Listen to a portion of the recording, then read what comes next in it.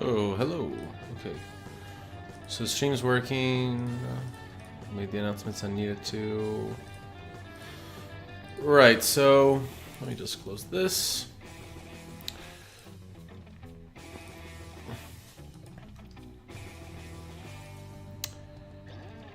Right, okay. So, 1 second. Oh, this is better. Okay.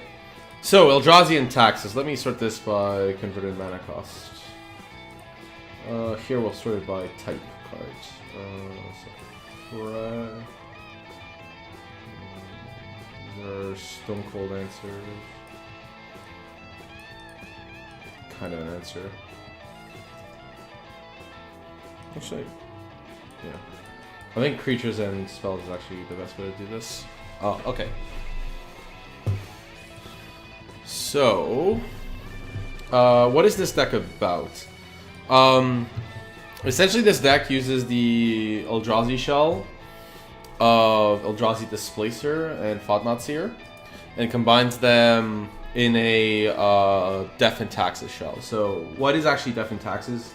At base, it's a mono white deck that uses mana denial tools, such as Ghost Quarter, along with Leonin Arbiter in Modern, to essentially like turn these into strip mines, and you use Aether Vial to kind of break this lack of mana parity.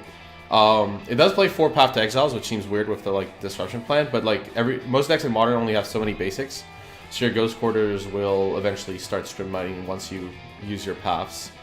And yeah, it uses this Disruption suite of creatures. So like Thalia and Leonin can be found. So like the cards for the mono white version that can be found are Aether Vial, Path to Exile, Leonin Arbiter, and Thalia, Guardian of Freedom. You also have Flicker Wisp. But the cards that are kind of unique to this version, Tidehollow Scholar is a really powerful disruption tool. So it's a really powerful. It's good on turn 2, and with Eldrazi Displacer, it's also a potential luck piece. Essentially, if you have, you can essentially blink the Tidehollow Scholar. In such a way to exile the card. So I'm gonna double check the trigger, but I'm pretty sure because there's two. Basically, there's an enter and leaves. So when you Eldrazi Displacer, both triggers go on the stack. So, this doesn't work out. Does it? I'm talking nonsense, I think here. Sorry. I don't think it. I'm gonna check if there's an interaction with those two cards, but like you can definitely control your opponent's draw step with Tidehollow Scholar, Eldrazi Displacer, and Fodnot Seer. So let me just double check the interaction and look at what we're trying to do with these.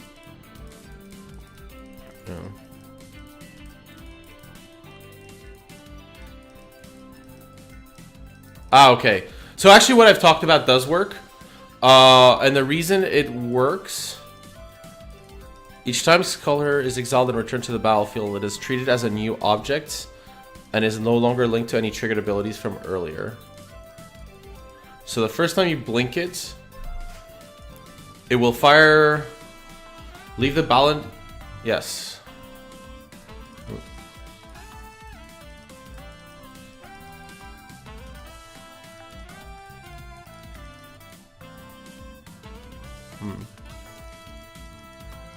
Right. I just gotta check how this interaction works because it's a really important interaction, and I want to make sure I get it right on this video. I'm pretty sure it works in the way we want, but it's not an intuitive interaction.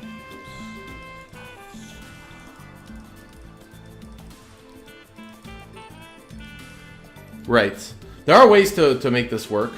You can essentially control which cards you want exiled. Like, if you exile it in response to it coming into play with Eldrazi Displacer, I know that you can exile a card permanently. That much is certain. I think if the card you've exiled is not very important, like say it's a 1-mana discard spell or something, you can just keep blinking this to keep exiling new cards. Okay, I think that's how it works. It's very non-intuitive. I think we're gonna have to just play and figure it out as we go, which is not great. There's a lot of tricks for this deck. Like, Vile, Eldrazi Displacer, and Enter the Battlefield triggers like Tidal Skull and Thought-Knot Seer are very complex. Like, Thought-Knot Seer is a lot easier.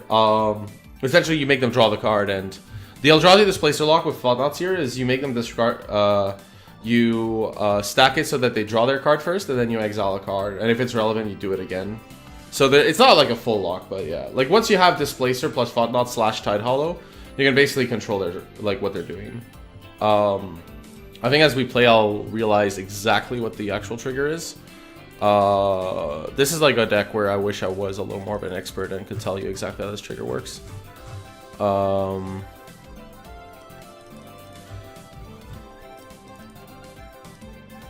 I am trying to figure it out. It's just a very unintuitive.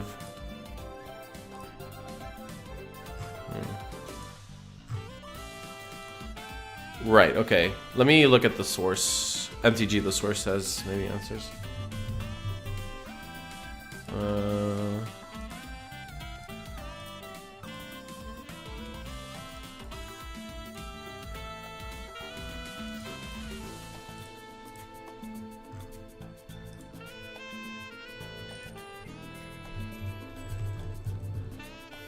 Okay.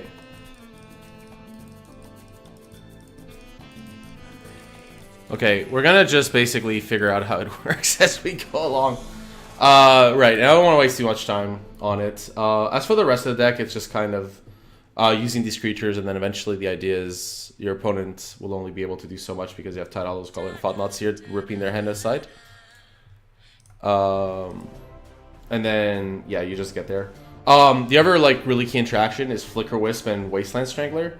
So, this is a lot easier with a Vial, but you can essentially Flicker Wisp one of your opponent's permanents, and then you can play Wasteland Strangler to essentially put that card into their graveyard. So this basically becomes a Vindicate effect with Wasteland Strangler.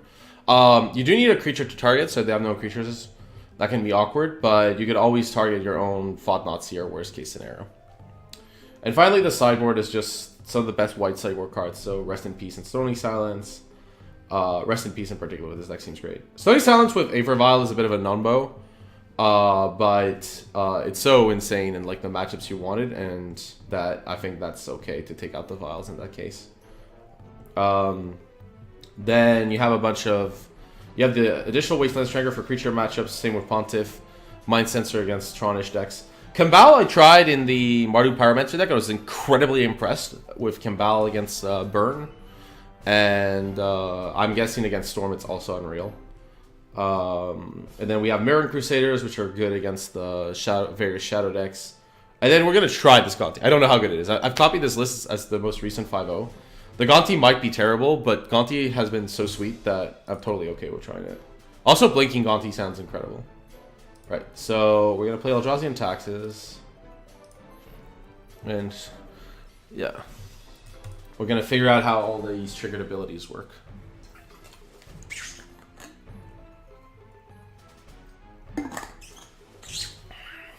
This is one of the this is like the one deck where like you knowing all the tricks in advance would be, I think, critical to running it.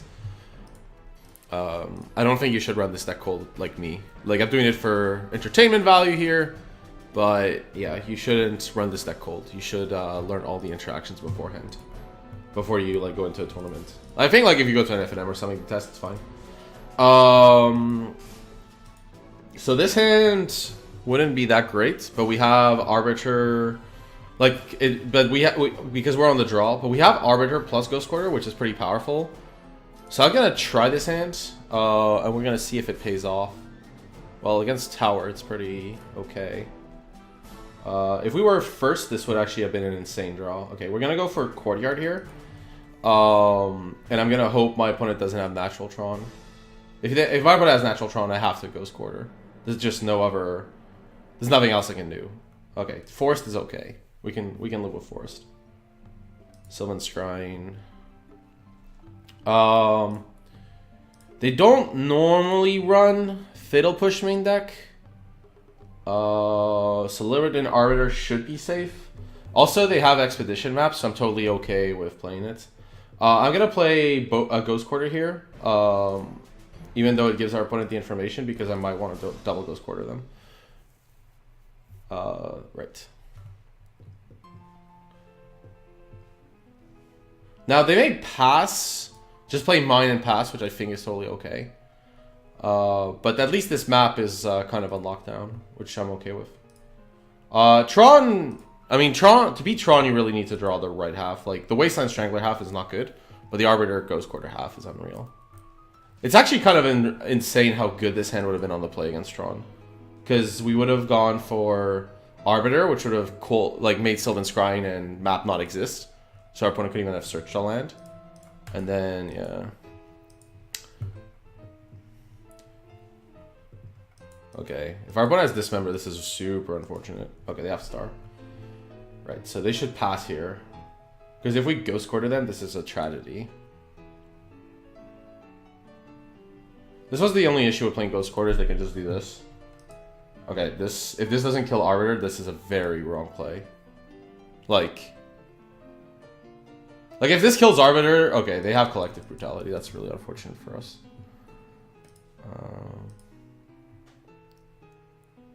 They shouldn't kick Brutality, but they have Brutality because it's taking this long to cast it. Brutality has like several modes and stuff, so that's why it's taking this long. Although the mana would usually be sucked away, so maybe they don't have it.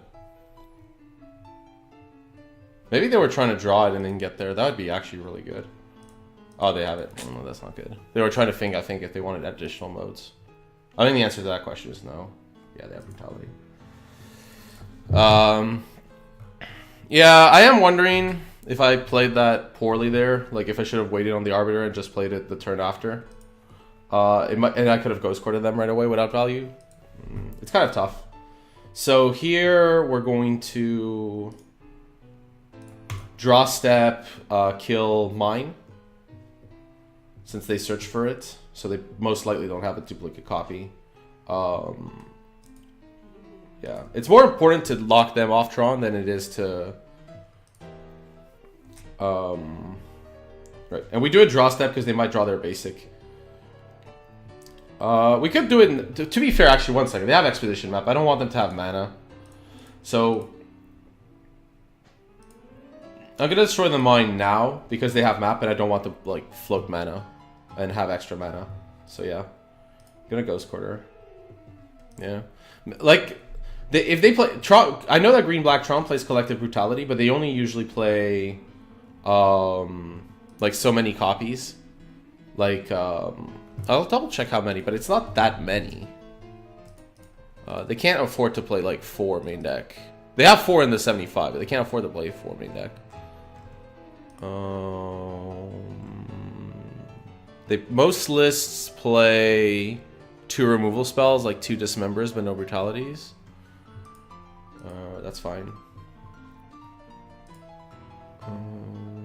Let me see. Spells. Yeah, I know most play like some sort of interaction. Okay, so Ghost Quarter. That's interesting. So our opponent doesn't have Tron right now.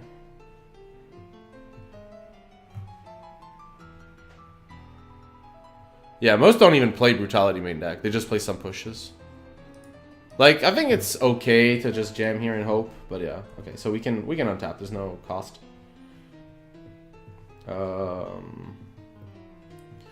Here, I want to play another Ghost Quarter. I mean, I could play the Wasteland Strangler and start dealing damage. Because our opponent can't really hit Tron next turn, so I think it's totally okay to just play the Wasteland Strangler out. Oh, I shouldn't have... it doesn't matter. My opponent doesn't have 2 Ghost Quarters, so it's fine to expose this one. My opponent might Ghost Quarter mine. We need to put some kind of pressure. This is really bad pressure, but it's still pressure. But yeah. I think here was a mistake to play the second quarter. It might have been correct to sack it to kill their tower. Because, like, the quarters get better in multiples. Yeah, now my opponent knows that they can get a mine. I mean, there's no need to quarter now. They can just untap and draw. Like, there's no rush to use this card. Our draw's also been a little unfortunate. Apart from the third Ghost Quarter, we flooded a little hard. Right, so our opponent should Ghost Quarter ours, because Ours is like substantially more powerful than theirs.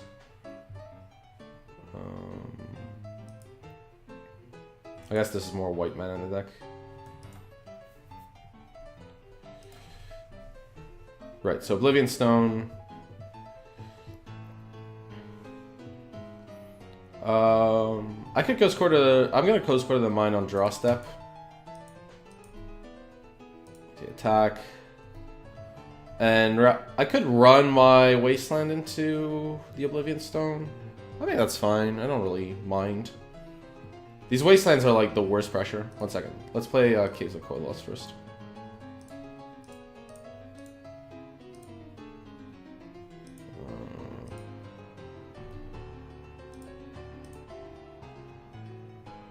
Yeah, so destroy the mine again.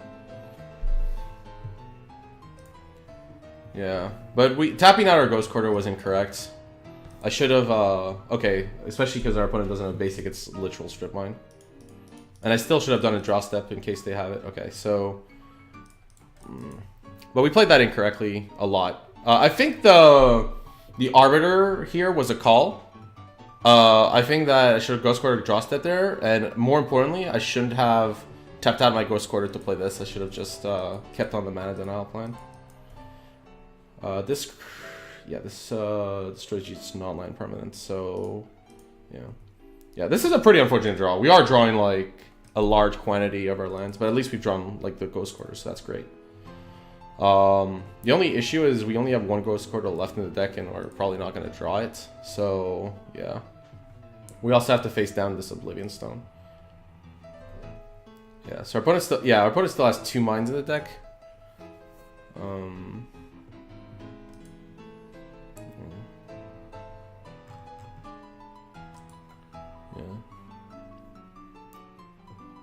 We were kind of fortunate our opponent decided to discard this Llanowar Waste to Brutality, because our hand had nothing. Fatal Push? Yeah, that's fine. So opponent has more interaction than the average person, but that's okay. Sanctum of Ugin? Okay, so they can crack Oblivion Stone. Yay, Path. Woohoo. Maybe not the time for you. I guess we can...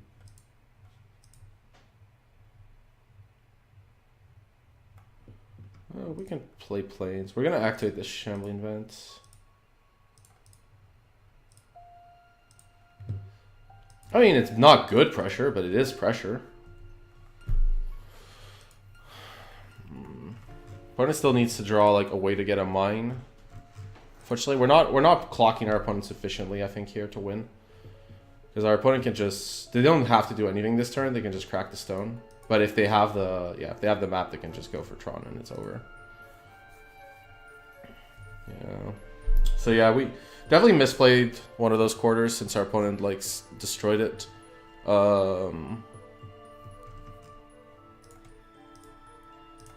think we were like, it was possible for us to win the game. Okay, so yeah, Karn, and then our opponent gets something.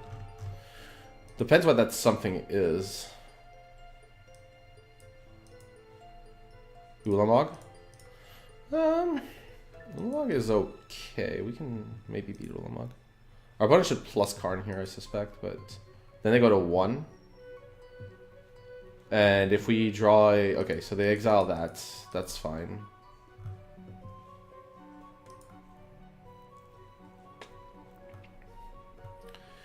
Let's see. Opponent's gonna exile the Shambling Vents anyways. I think we want to attack our opponent, but 1 second. Plus, yeah, no matter... I think we're basically dead. We drew horribly, but we also did not play well, so I don't think we deserve to win this game, regardless. Yeah. I think because of my opponent's Ghost Quarter, had I not used it, then we would have been able to... The thing is, they would have had Tron, so... Yeah. We would have been able to like get rid of this power plant, though. Which would have been really powerful. Right, so our opponent does this. That's fine. I don't know why they exiled our caves rather than the Shambling Vent. That seemed really loose. Yeah, sure, you can have this Cave of Koilos. And... Yeah, you can Ancient Stir. We're not going to tell our opponent. That was a really weird play. Ugin. Ugh. Ugin's bad. Yeah, because his Shambling Vent won't be able to kill on time. So yeah. I guess if we draw... What could we draw here?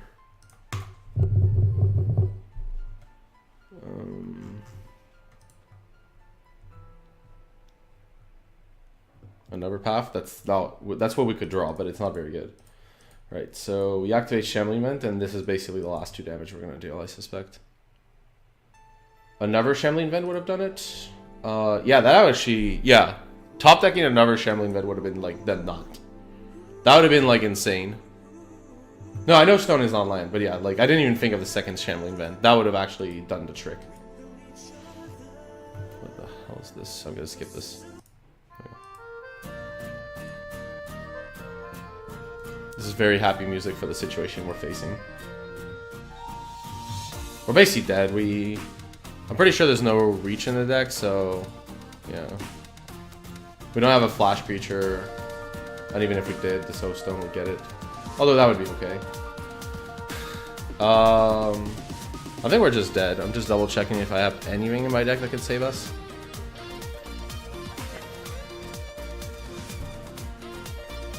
Not really. I guess we can like just see.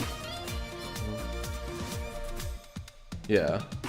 But we misplayed this game. I don't think our opponent played correctly either. They clearly should have exiled Shambling Vent with Willamog. Yeah. But yeah. Yeah, this draw would have been good against certain decks, but not ours. Yeah, like, we draw all 4 of our paths, so... Yeah, this is ridiculous. The Arbiter, I think, on turn 2 was risky, but I think it was fine, because our Ghost Quarters are good anyways.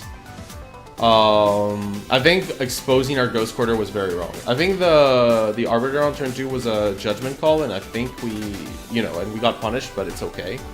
But I think the Ghost Quarter tap was extremely wrong. For what it's worth. All this stuff. Right, so... I'm gonna concede if I draw air here.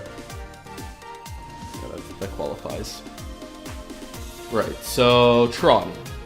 If we were on the play that game, we would have like probably won, but whatever. Okay, Mind Sensor is obviously one thing we want. Campbell's actually not that bad. It hurts them for cycling. Gonti's fun, but not very good. Stony Silence. Mirror Crusader is at least 4 power. And can't be killed by our opponent without one of the like big things. Wasteland Striker is obviously awful.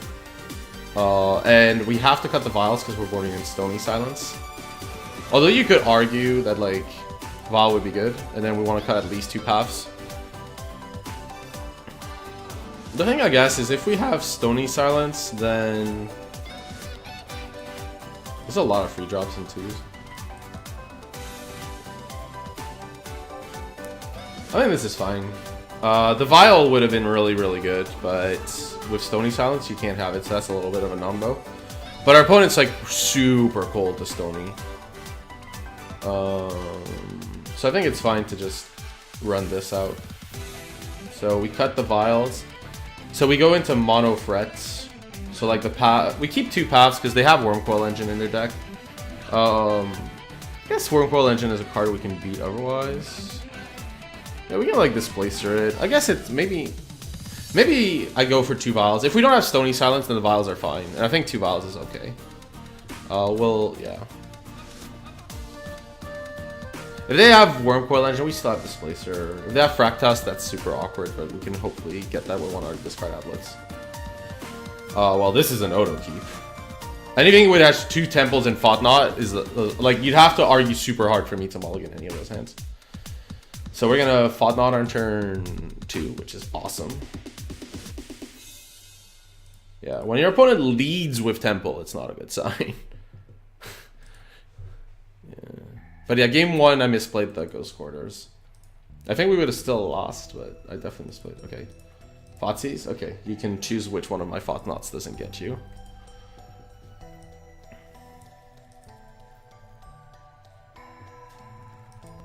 Yeah.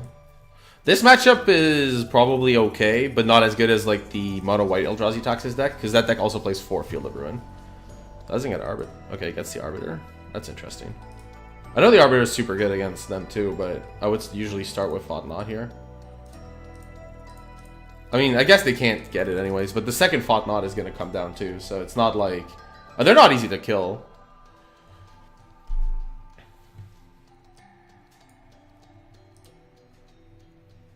Okay, so... Right, this hand is interesting. I don't think we need to worry about the Fractusk right now. It doesn't really do that much. So the question is... Like, I mean, it will eventually, but we can Fought Not it later. So... Here, I could get map and... Like, basically, I have to think what my opponent's sequence is. I'd rather take the Scrying here, since that's the most natural play for them next turn.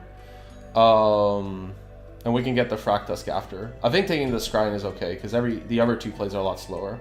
And then we want to let them have the Stirring so we can take whatever they get. So we'll take the Scrying because it's the slowest effect. And we could draw into like effects that make the map worse, like an Arbiter or something. We also don't have an Arbiter right now, so yeah. If our opponent had a second Thoughtseize, I probably would have taken that. Okay, so they play that. We don't have a Ghost Quarter or an Arbiter. Okay, they got mine. Yeah, we can't. So I might have to just... So, like, now they have Tron.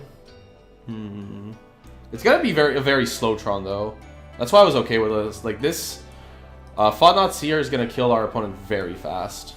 So that was why I was okay with this. Because with Shambling Vent, it's lethal in 2 turns before they have Tron. Right, so they have Star and Fractusk. Let me think here. Shambling Vents will need 2 turns to be activatable. Because we don't have black-white right now. But it's still a 2-turn clock. So, 1 second. Our opponent goes to 14. Yeah, it's a free turn clock anyways. So, we attack down to 14. Then our opponent draws a card. They go to free mana. So, they're going to get Tron on turn 4. Is that correct? Let me see. So, we attack. They go to 14. They play land. We attack. They go to 6. Then yeah, we have to take Fractusk here and hope they don't draw something big. Yeah. We'll play Shambling Vent here since it's always going to come into play tapped and we have other mana. Yeah. I think taking the Fractusk is fine. It might have been that, like, because of the sequence of cards. No. I think this is fine, though. Thoughtseize us? Okay, that's great. That's a perfect draw. We have nothing, so... Actually, that beats certain cards, so... Okay, so map gets cracked. They still have Wastes. They no longer have Mind. They still have Star. Right, they have Power Plant. So now they have to top deck. And Ugin doesn't remove these. And Karn won't win our opponent the game. So it's a very not a big... Oh, and we have Ghost Quarter, so this is actually just over. We're gonna Ghost Quarter this. I guess the Mind is fine. The reason we're Ghost Quartering Mines and Power Plants is if they top deck the tower, they get less mana, but yeah. It's pretty marginal. The Ghost Quarter draw was excellent.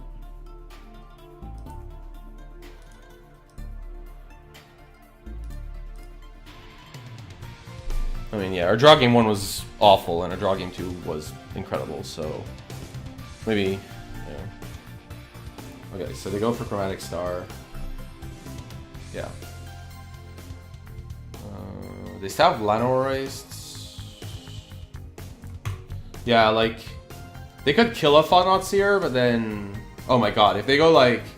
Sphere, black, into push, draw, push, then they can stop our clock, but that'd be kind of unreal.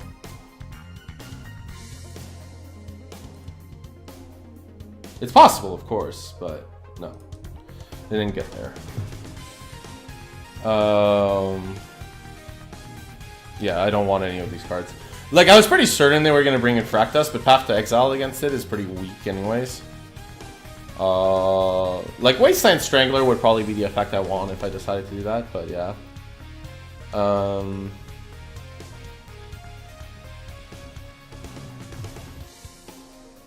the draw, Vial is more important, but I don't want more than 2. Gonti, like, apart from Fractus, there's not much we want because everything's uncustom. Yeah, Path is good against Wormcoil, but it's not very good against Fractusk. And also against Wormcoil, we have Displacers and Flicker Wisps.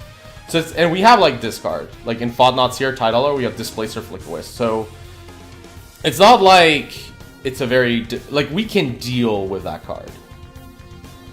Not efficiently. Like with Displacer, we can deal with it kind of indefinitely. Vile has a Nombo with Stony Silence, and it's a lot worse on the draw. But I think you win if you have Stony Silence in play, and like 1 or 2 Vials is okay. Yeah, we'll submit this. Vile also helps us with keepable hands. Well, this hand is like mono disruption, so we're good with this. Like our opponent could Fotsies us, and it just doesn't matter much. We don't have a Ghost Quarter yet, but that's okay. We'll keep. So we'll just see what our opponent does, and then we'll make a decision. Okay, so Tower. Right, Tower Star. If they have Natural Tron, we're kind of in awful shape, and there's not much we can do anyways. If they like play another Urza's piece, I'm probably gonna Tide Hollow Scholar them. Actually, that's a really tough one. Unless I know that they have it, like they go Scrying plus Tron piece. Okay, Stirrings is... could be a good sign, could be a bad one. Chromatic Star, that's usually okay. Okay, they go Blooming Marsh, right. So, they might have Fatal Push. Okay, they played Star, they probably don't have Push.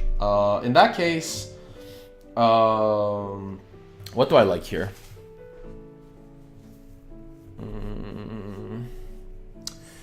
So, my opponent hasn't played a map, so I could play this Thalia. Thalia doesn't stop a... I think Thalia is okay right now because it disrupts a lot of things. So I'm just going to play Thalia on the principle that it disrupts a ton of stuff. I'll do so with the Plains since I want to keep the Temple. Yeah, okay, we're going to just play Thalia here. Like, you want to play Thalia as soon as possible, I'm pretty sure. Just because it, like, makes every star they draw really bad. Yeah. It makes map, like, way slower. And if they go map, we can play Arbiter. If they go, like, Collective Brutality here, that's not, like, the end of the world. They, like, yeah. Like, they have to go with free mana Brutality, and then we can just...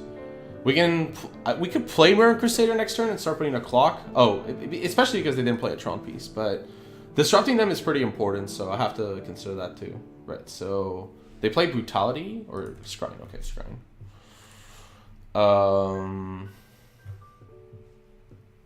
Right, so mine.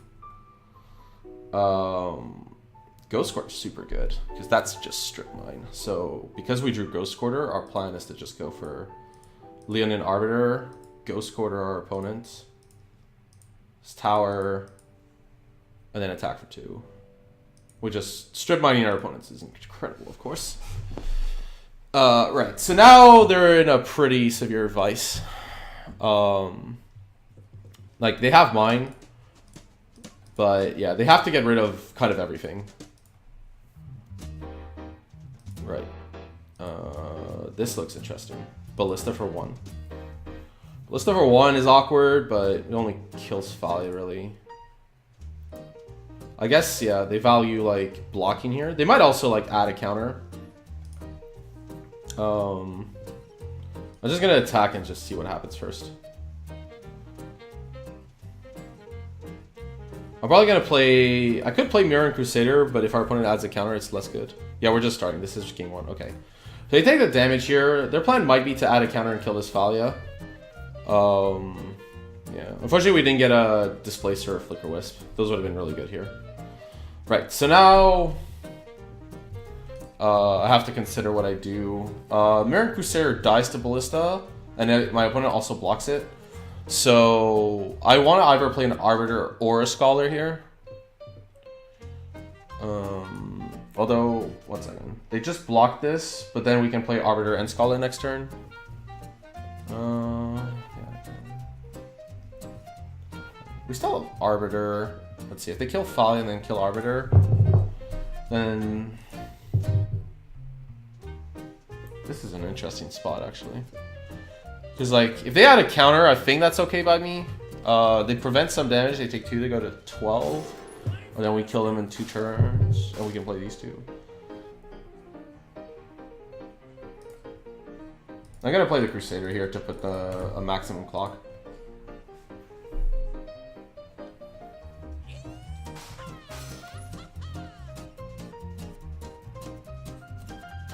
Any Ballista deck is worse matchup? Not really. You still have Ghost Quarters. Okay, that was unfortunate for us. Since now they can pay 2 to search. Well, actually, no, wait. With Thalia, this is actually pretty not possible. They could, like, lose their Ballista. Yeah. We want to attack first and see what happens. Like, what our opponent wants, how they want to block and stuff. Dark Confidant is pretty awkward against Ballista. Yeah, we have, like, Displacer and Flicker Wisp, so I think it's fine. Right, so here... I want to just attack and see what happens first. Like, if our opponent, like, blocks, they can only kill 1 thing, so it's okay. They can, like, block and buy time, but yeah. If they get, like, Natural Tron, that's really unfortunate. But yeah, like, here, like, they could add a counter, but it's not, like, the best. This is also super bad against Stoning Silence. So, yeah, I think you play Ballista here, but yeah. So, our opponent adds a counter. They kill Thalia before damage. And then they might kill Arbiter. That's also possible. Okay, that's... Wow, that actually is going to work out super well for us.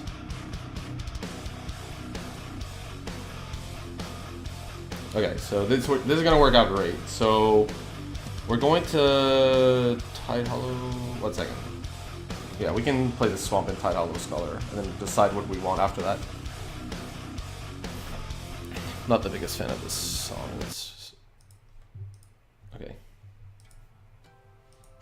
Okay, so we look at their hand. They have Mine, so they have a land. This is actually a really interesting spot. Let's see. So... 1 second, how much damage do it? 1, 2, 3, 4, 5, 6, 7, 8, 9, 10. So... We kill them next turn with Shambling Wind, right? 1, 2, 6, 7, 8, 9, 10, plus 2. So... We want to take the card that... Because, like, right now, they can't cast anything. They have to literally draw the land off the top. If they draw it, we lose. Like, if they draw Literal Power Plant, you know, we lose. Or Ancient Stirrings into Plant. I guess they only get World Breaker. It's still beatable, but yeah. So, we're going to take Fractus, because that card buys them the time they need.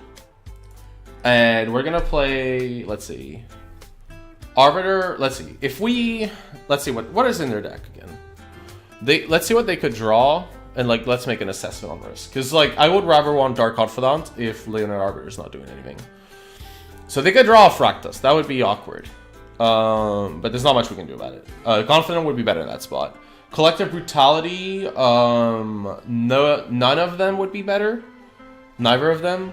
Fotsy's, yeah, okay. So they could draw those. They could draw Expedition Map. What does Map do for them? They crack it, and then they lose. That's okay. So Map is okay. Sphere and Star are like redraws once. Push buys them time. Sylvan Scrying on its own won't get them there. Because there's no land, right, that saves them, so... so Sylvan Scrying is no good. Push is okay. Right, so... They pretty much have to draw Ballista or, yeah. If they have to draw Ballista, then I think Arbiter's better. But apart from Ballista, which they only run one of, every other card makes me want to, like I don't care about the Arbiter, every other card wants me to play Confidant. So I gotta play Confidant here. Because it's the best if they don't get them the O-Stone, but get like another Fractus. Which is like what I should be worried about. And on a removal spell, it doesn't matter which one I play. On a removal spell, then they have more time. Right. They could push. Yeah, they can't push and get back Fractus right away. So yeah, I want to get Dark Confidant down because it's the best in this scenario. Yeah. I had no plans to play Death Shadow Jund, because I played Grixis Shadow, and I wanted to make sure everything was a different archetype. So there shouldn't be like any double archetypes either in the schedule, like variations on archetypes. For that reason, I just wanted like to make sure every video, like every stream, felt very different. Okay, they play Sphere. That's awesome. They have to crack the Sphere now. Yeah. Right. And they have to draw literal Fatal Push, because they have a land. They could, yeah, they can draw a Collective too. I do not know which black-green deck I'll play yet. I'm leaning probably more towards Abzan, to be honest with you. I think black-green mid-range is like the literal last deck on the schedule. Okay. So they've lost, because they can't crack Sphere and play the spell, so they've just lost here. Because we can 1, 2, 4, 6, 7, 8, 9, 10. We can kill them, so it's fine. Okay, cool. Okay, I played game 1 super bad. We could have maybe won, even though our draw was disgustingly awful. But I was a little happier with my play in those games.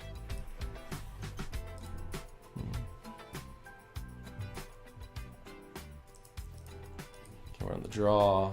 Well, if our opponent plays Fatsis, this is just horrific. But I think we have to keep. Vile is worth a lot. And our Moten mulliganed, and we're on the draw. So we're pretty... So we have how many lands? 22, so 21. What's 2153 again? I'm just going to calculate. I'm just going to do some odds. So 2153, the reverse like is 32 out of 53. That's 41 out of 52. What's that calculator? So the odds of us drawing a land are...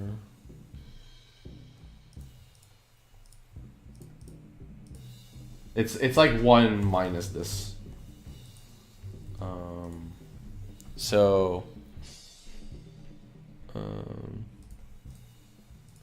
It's 64%. So I think that's totally reasonable to keep.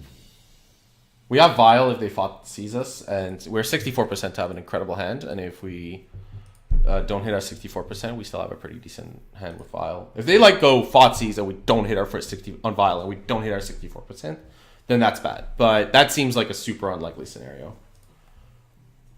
So we'll keep. Okay, bottom. Okay, especially when they go Valakut. Okay, so... Well, this Arbiter is going to be super important, as is the Thalia. We really need to draw our land for Thalia next turn. Like, that's super critical. We're playing 22, yeah. If we draw a land for Thalia, the fact that this is a black-white land also makes this decision easier. Okay, Relic is totally fine. This card does nothing against us. It's actually more helpful. Okay, we really need to draw a land here. If we draw a land, we're in insane shape. Okay, that's great.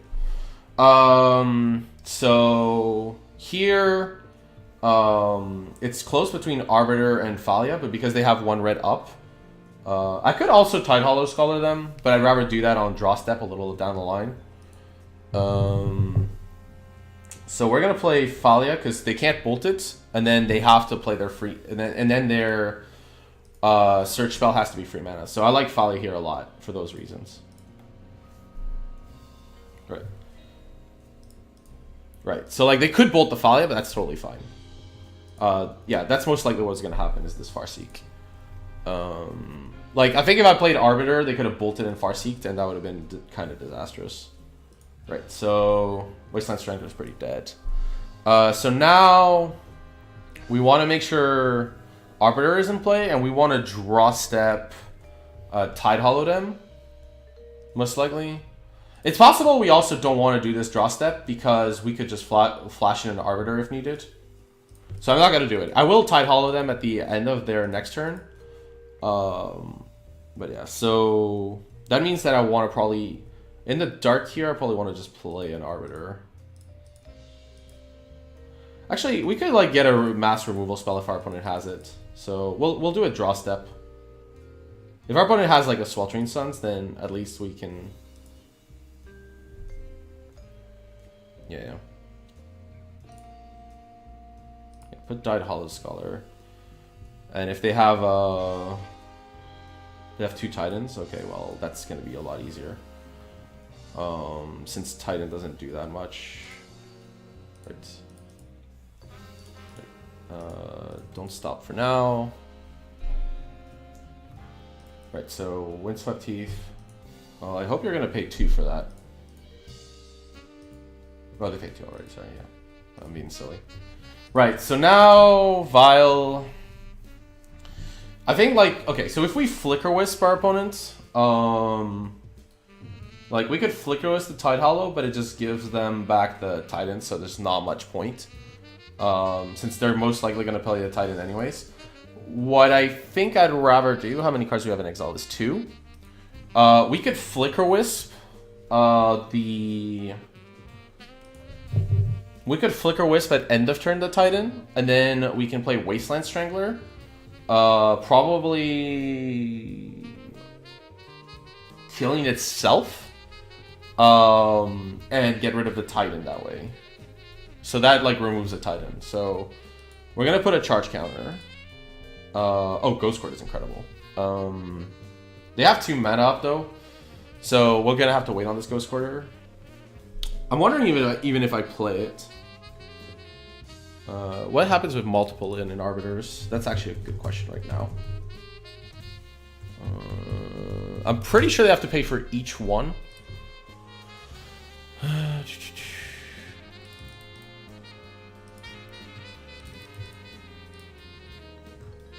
Yeah, they have to pay 2 per Arbiter, so... Right, so we want to play Arbiter and we want to Ghost Quarter them.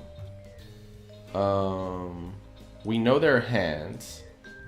So, well, I mean, let's attack first. There's no drawback to doing so. So, do this, since we know our opponent's hand. Right. And then we play the second Arbiter. And we play Ghost Quarter, and we Ghost Quarter their Valakut. And then I'm gonna... Yes, and then I'm gonna Flicker Wisp my Tide Hollow on their draw step to make sure that they can't draw a mass removal spell. If they draw a Bolt, then it's still okay.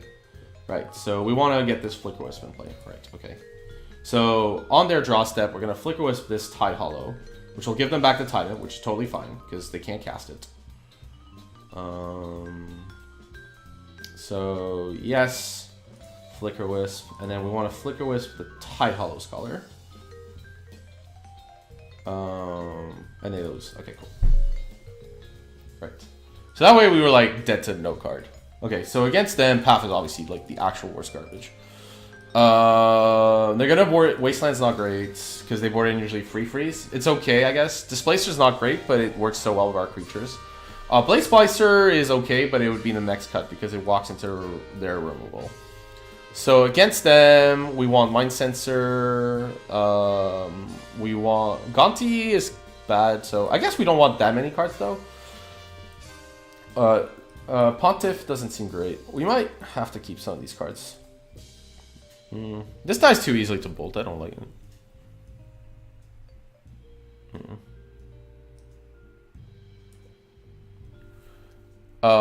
They conceded because, like, I'm pretty sure that was lethal damage.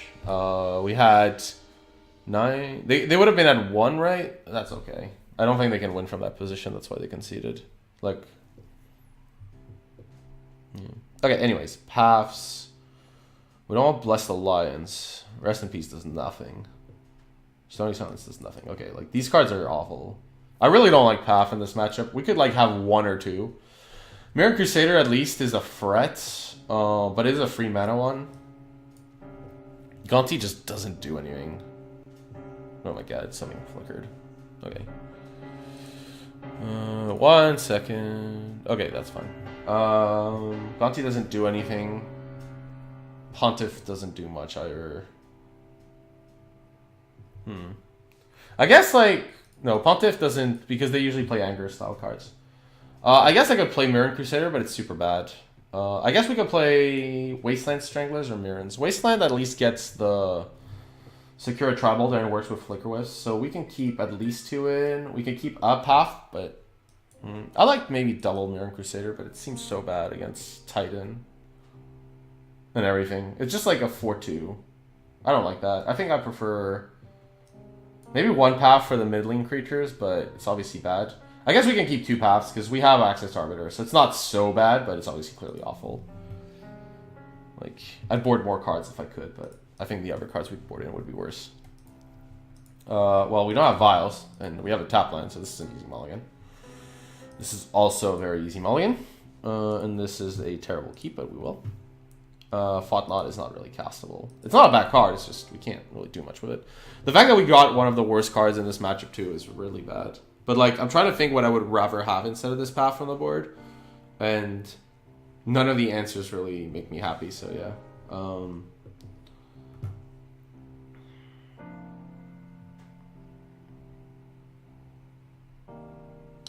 We're probably going to lose this game. Temple's really good, though. I'm going to play Temple here. Sorry, let's remove this stop for now. We don't need to stop on our egg for your opponent's draw steps. Right, so they go Farseek or Secure Tribal or whatever floats your fancy. That's totally fine. Right. Jesus Christ. We keep 2 paths, which are like the worst cards, and we keep them as like role players against random stuff that we might face. And then we draw both. It's a little frustrating. Not much I can do though. Like this game, our opponent just has a good draw, and we have very little. So yeah, Ghost Quarter is not very good without the I mean, I can play Flicker Wisp as a threat. Is that how we win? I don't think so, but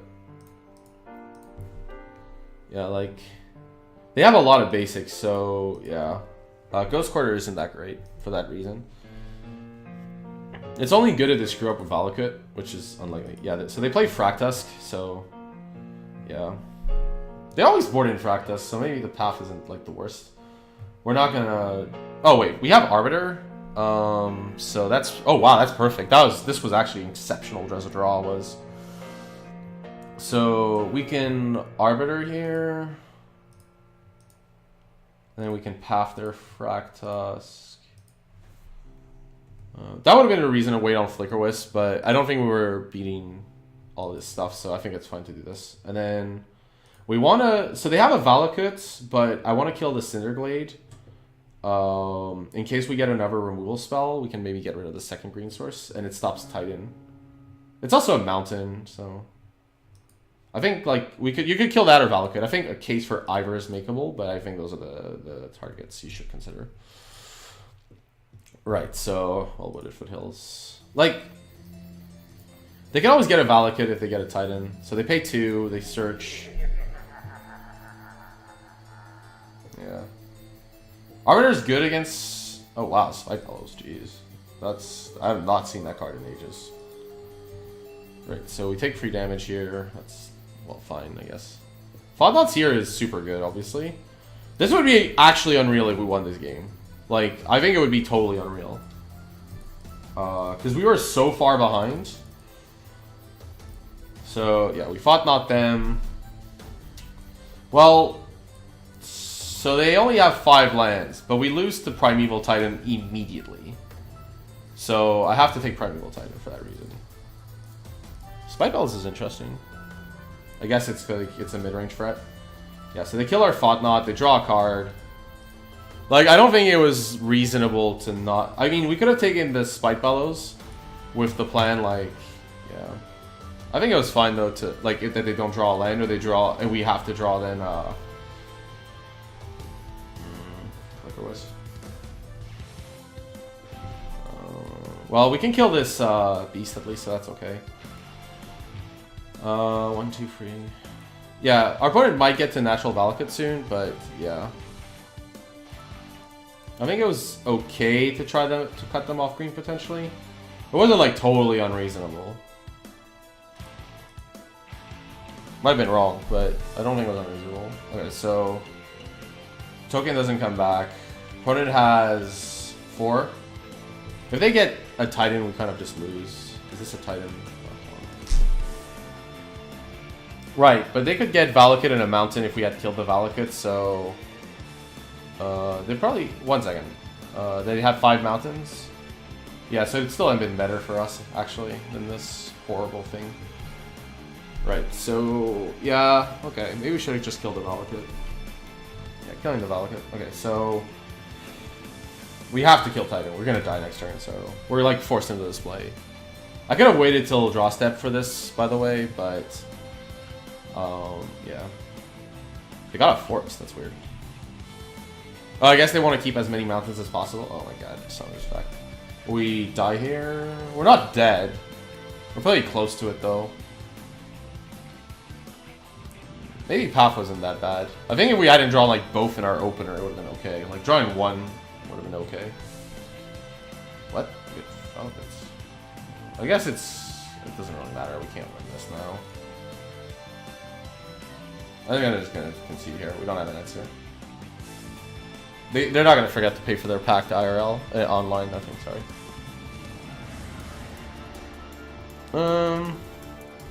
I didn't see many bolts, and they board in Fractus, so Mirror Crusader becomes better than these Wastelands. Actually, kind of awkward because Wasteland Strangler also is pretty good against Fractusk. Like it kills both half of Fractusks. Mirror Crusader. Let's see, our opponent had Spite Bellows. I think we want Wasteland Strangler then. I think this is fine. It's not very good though, but I think this is all fine. We could board out a Path on the play. I think a Path out for another Wasteland is okay. But we have a lot of freezes. Nah, let's do this. This is fine.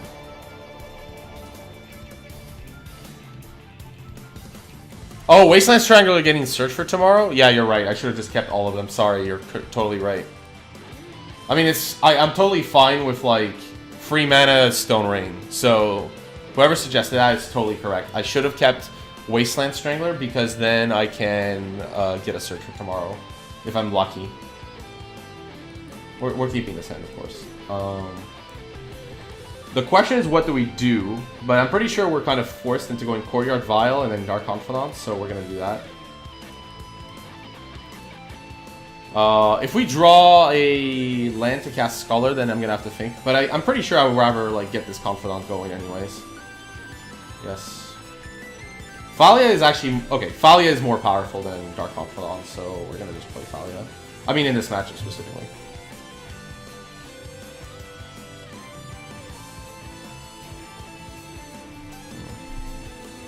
Right, so...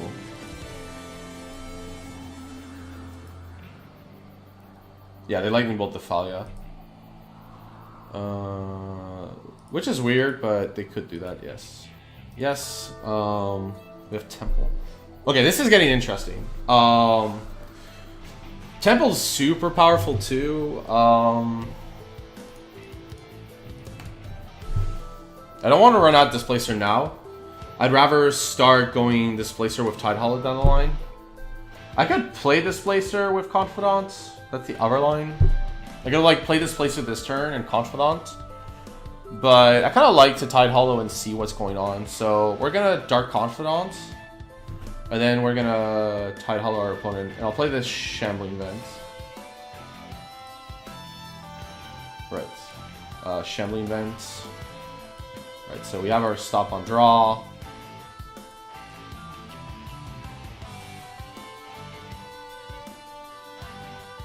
Yeah, like on the play we should have Wasteland Strangler. On the draw, like you need Eldrazi Temple with Wasteland, so it's a lot worse. And you want the 1-mana spell, so yeah.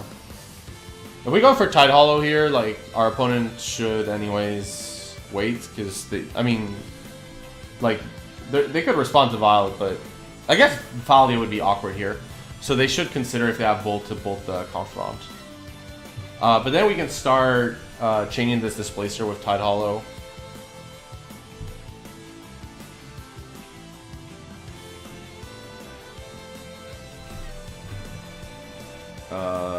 Yes. Right. Okay. Now engineered explosives twice. Well, that's awkward. Let's see. Our opponent's probably gonna explosives us anyways. What do you think? Can't crack the explosives anyways. They're gonna play it. This is actually super awkward. What we could do is we could take the Summoners. 1 second. I want to like exile the Summoners pack permanently. So let me think how I can do that. So, because I'm new with these triggers. So, oh sorry, that's not what I want. So I need to figure out how this works. So we displace her and then we get a leave and a enter at the same time. So the leave, so we stack it so that we get the leave first. Yeah, leaves the battlefield first. No, I can't take both explosives. That doesn't work because our opponent plays one, and then they play the other, like plays one regardless. So because it's leave enter, I can stack it so that it's a leave first and then the enter, so it will get the Summoners Pact. So I need to take the explosive here because I want to take the Summoners Pact down the line. Pretty sure that's how this works.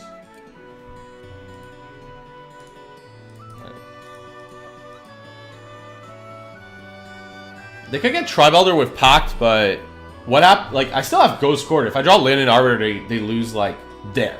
Like, the game ends right there. Like, you can't... Okay, yeah, they switch Search now. That's definitely correct. Yeah, they 100% cannot do that. Right, so... I want to stack it so that my Dark Confidant trigger resolves first, and I know what I'm getting in my hand. A Displacer. Okay. So my opponent knows... so that's unfortunate actually. So we're gonna add the counter anyways. Then I want to play, let's see. Our Displacer anyways is going to be able to blink only once this turn. So I want to play Courtyard so the next turn I can double displace and like protect anything I would draw from in the future. And I can protect both Displacers with themselves. So, right. So here we attack.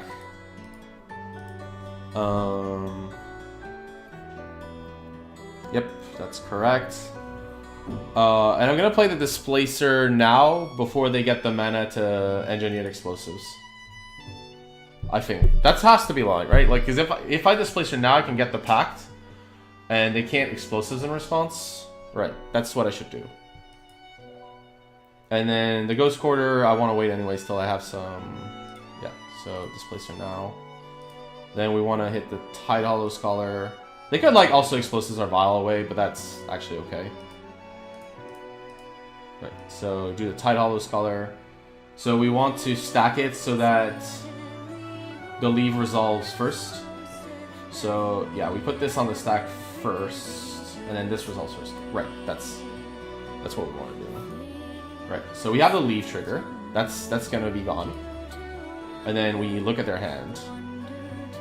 We want to get this Summoner's Pact. 1 second, because this is a lot of cards exposed.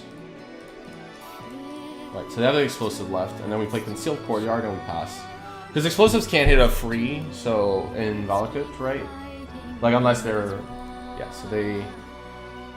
1 second. Shouldn't this be exiled permanently? Did I misread this? Did I screw up? Because we resolved the... How many cards do I have? 4? Did I screw that up somehow? Can somebody explain if I screwed that up, please? Because, like, 1 second.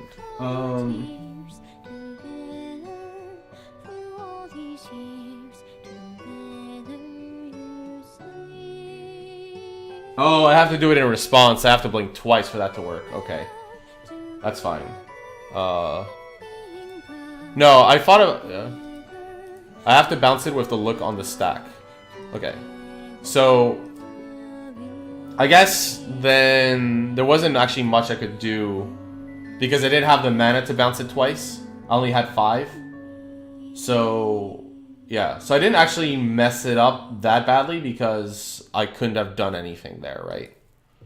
Like, they have 2 explosives. No matter what I do, like, I have to bounce it twice, basically, right? Yeah. So I didn't actually... So, like, there wasn't much I could do. I could have played the second Displacer, though. So that's what I missed at. Is I could have played the second Displacer and put more pressure on my opponent. That's the actual part I missed up. So at least we know that. Okay, that's cool. We're not going to put a charge counter. Okay, so now we have Tide Hollow Scholar. I can do this properly. Yeah. So yeah, so like I could have like had an extra displacer in play. That's what happened, basically. Like I didn't mess it up in the sense of like I could have done something, but I at least could have put more pressure. So right, so we're gonna attack first anyways. That's fine. Right. And now we play Tide Hollow Scholar, and then we want to hold priority when it's in play.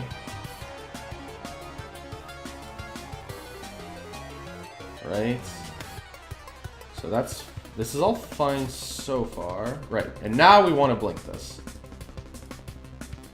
We'll do it this way. Right, okay. So this flickers. Right, so this returns tapped. Right, okay. So it doesn't really matter what we do now, right? Because like the second card I take is the one that's exiled permanently. Yes, that's true. Right. Yeah, so the first card I take is the one I want under the Scholar. And the second card I take is the one that is exiled permanently. Right. Then we exile the Summoner's Pact. That'll be gone for good. Right. Right. That's right. Okay, we did it. We finally figured it out. It's fine. It's all fine. Worth noting, if I didn't screw up, our opponent would be dead next turn. So yeah, that was actually a pretty big one. Right, 4 mountains.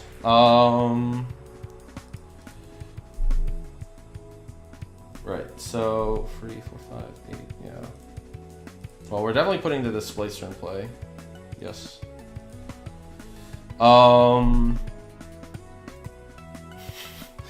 the Explorer. I think that's a fair enough comparison. I don't know, like this deck's difficulty I think comes more from like having to do all these triggers, so yeah. I may put a charge counter. No. There's more free drops, like Kambal. Kambal is pretty nice, since our opponent can't. 1 second. I want to like just play Kambal and then our opponent's kind of screwed. Because they have an unknown, right? Yeah. So activating Shambling Vent is not free. We could just activate this Kambal and put it in play, I guess. Let's just put Kambal in play. Okay, they have 6th. Right, so because they could like draw Titan, so I probably want to bounce this anyways. Right, so we're gonna attack. Yeah, our opponent would be dead. Yeah, I can flicker twice for sure.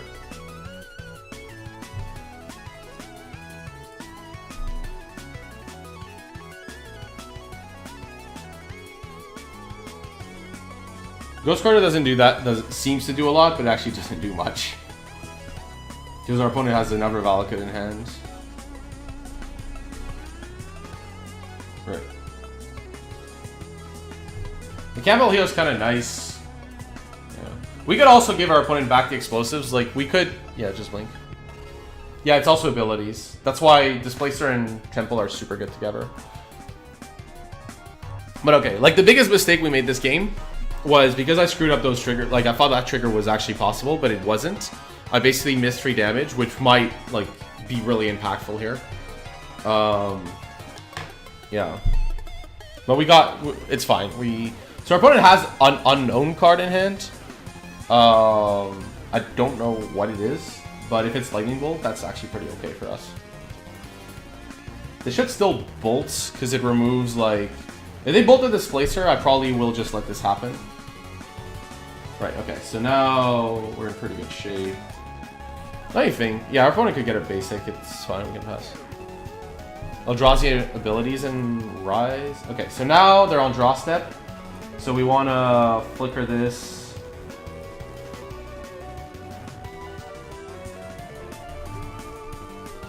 Right, and then it comes back.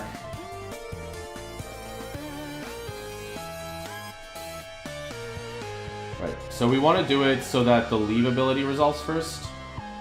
Because then they get back the... Yeah. Right. And then we blink again.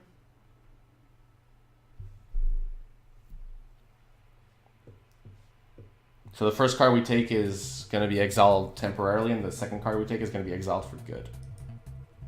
We'll let this resolve first, I guess, since I don't mind them having E.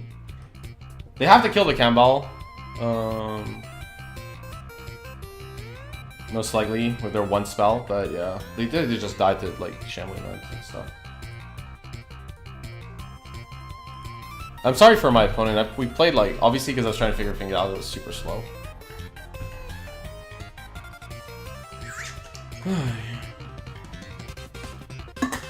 Playing new decks is hard. Okay, we just win the match, cool. Opponent's figuring out if there's anything they can do, but I don't think so. Right, so 2-0.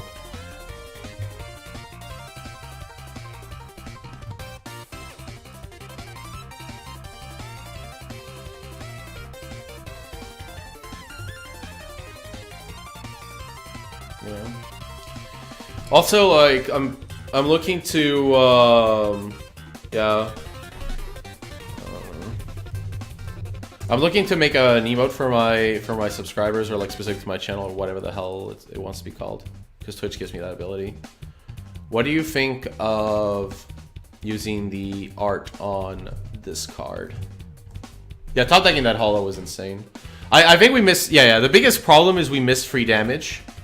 We could have also top decked Arbiter. Arbiter would have been okay, because it was kind of protected. I guess they had EE, but it would have taken time.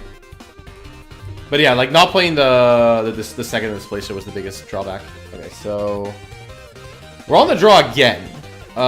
This hand is a little slow, or it's very slow, but it's got a lot of power to it. We can draw one of Temple. I think it's okay to keep because we have Arbiter, Ghost Quarter, even on the draw. Like we can go Thalia into Arbiter, and Fodbot is a powerful card. Against Spread Red. Okay, well they have basic for days. Oh, sorry. We put a stop on our opponent's turn for no reason. Okay, so... Right. If they're on Scred, then I might Todd Hollow Scholar first. I'm trying to think, what free drop would they have? Okay, if they tap out any mana here, then I'm going to Thalia. They didn't tap out mana, so we have to Tide Hollow. I think we have to, because like they could easily Scred this. So let's Tide Hollow first. And hope that there's not, like, something horrifying waiting for us. Blood Moon? Blood Moon's not great, no. We have Plains, though. We have Blood Moon? Okay. Blood Moon is definitely not great for us. But there's not much I could have done. Like, if I play Thalia, it gets Lightning Bolted. I'm kind of impressed my opponent didn't Mind Stone, actually, here. So... Yeah, there's no waste. You can't, like, afford to run a waste in this deck. It's a tricolor deck. Like, the basics, like, at least cast spells. So that one's actually pretty hard. Yeah, that was a good play. Not playing the Mind Stone because you're afraid of Thalia. I guess we gotta play Ghost Quarter to disguise our hand, but that seemed really wrong because we wanted the option. And Caves doesn't disguise, so, you know, like... We went Plains, we could have easily been on, like, a control deck. It's also super weird, right? Because, like... Our opponent basically went, I don't want to play Mind Stone. I want to have Lightning Bolt up against Plains. Like, rather than Blood Moon. So, I could get the Lightning Bolt here, I guess. The Lightning Bolt's fine. Yeah, we could also draw a Vial, as somebody mentioned. I don't think Blood Moon is that fundamentally incredible against us. I took the Bolts, mostly because then, like... It's like, our opponent can always Bolt our Tide Hollow. There's just nothing, like, you just get the option, get rid of the option for them. Right, so now we can play Vial, which is perfect. So we're gonna play Vial, that's for sure. And then I guess we'll play Thalia since it makes the Mind Stone worse. That's perfect. Yeah. That was a really weird line by opponent. Like, I thought it was super weird that they didn't Mind Stone. Because, like, putting me on Thalia is really random when you actually think about it. So this is super easy to kill with Wasteland Strangler, right? Wait, target of spell or ability. Right, but, like, it exiles and then you can just bin the card, I guess. Okay, so... Yes. Well, we have Temple, which is nice but useless. I mean, it's obvious what we're on, so I don't really care. Right, so just play that and pass. And hope our opponent doesn't draw into like an anger.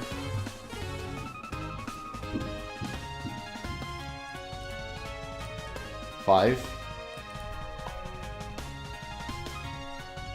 Yeah, I don't know how we're winning against that card. Wait, what? How would they tackle this?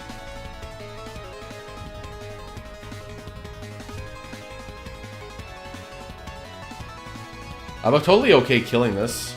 They get a lightning bolt back, but like I can't like take this damage, and it allows me to attack. So it might be a weird line. Okay. That was a bit of a weird line. They get the bolt back, which is a clock, but we can Thought Knot it later. They'll play it. It's fine. Yeah.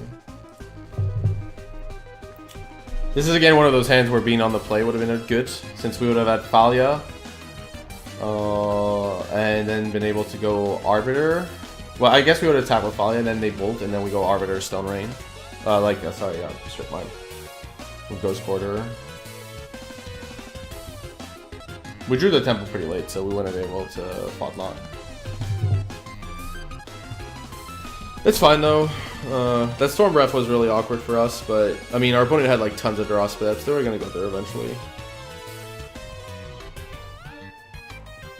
Like, I would 100% kill Tide Hollow here. Arbiter does nothing without Ghost Quarters, and we can't really kill this Storm Breath.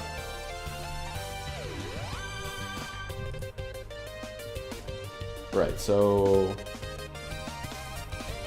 I can play Arbiter, and then we're gonna draw. Oh, I could like Tide Hollow Scholar now and not give my opponent the option, since they can always play their bolt. So yeah,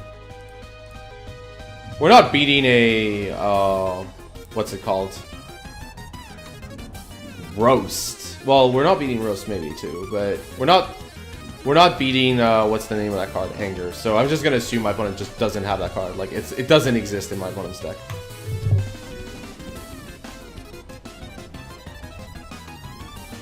Yeah, play one more, please. So they roast this.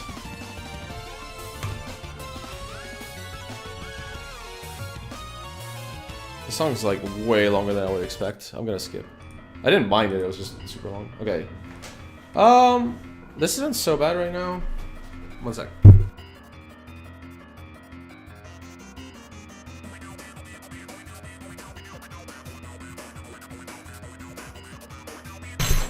Right, we received T.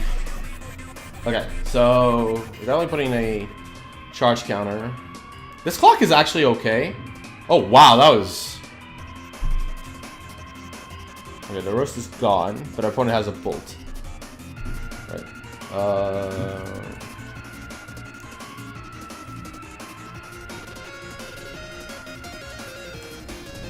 Our opponent doesn't actually have a card in exile though, so this Wasteland Strangler is not that good. Sadly. We're probably still playing it just because it's a free 2, and I can't cast it otherwise. I had to stop on my own end step because of yesterday's shenanigans.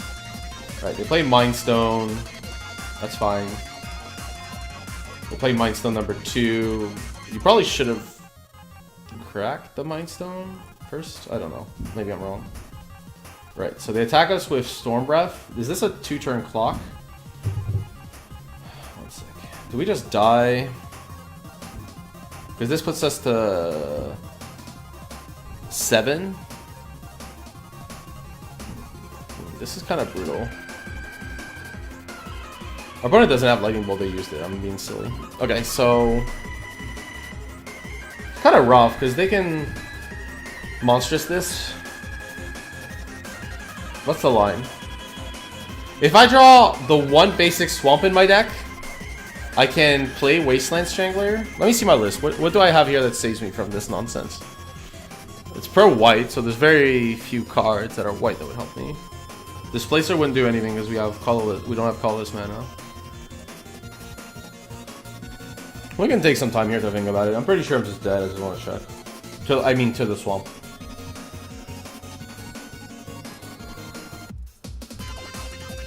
Let's see. Okay, so Blade Placer does nothing. Dark Confluence does nothing. Displacer does nothing. Flicker Wisp. Flicker Wisp doesn't do anything as it's pro-white. I think I'm right about the swamp being the out. Right. Yeah, okay. So once the swamp is the out, that's a lot easier. That means that because the swamp is the out, the problem is the swamp isn't so much the out, because if I like minus during my, the problem is I have to be able to cast Fodnot Seer for the swamp to be out. So there's actually no outs here. There are actually 0 outs. Oh, flick the Blood Moon? 1 second. If we flick the Blood Moon, we can Ghost Quarter our opponents.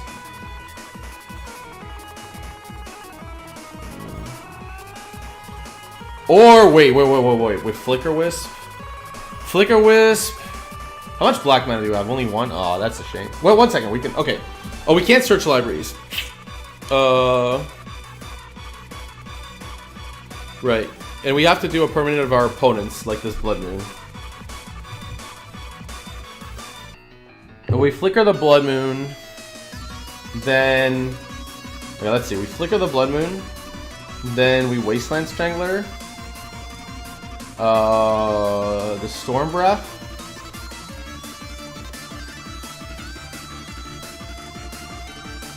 That's still not an out. I don't think there's any outs, because like we have to take this up to have an exile card. So we actually just lose as long as our opponent plays correctly. We're just gonna like flash this thing in and pretty sure there's no out. Like there are actual no outs, so yeah, we'll just do this.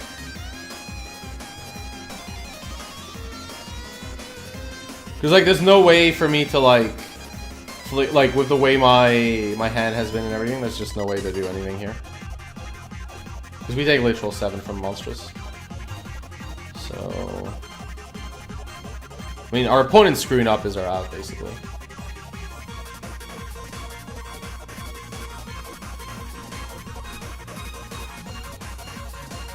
Because yeah, we can only put the dragon to 1 on our turn, so yeah, this is basically over.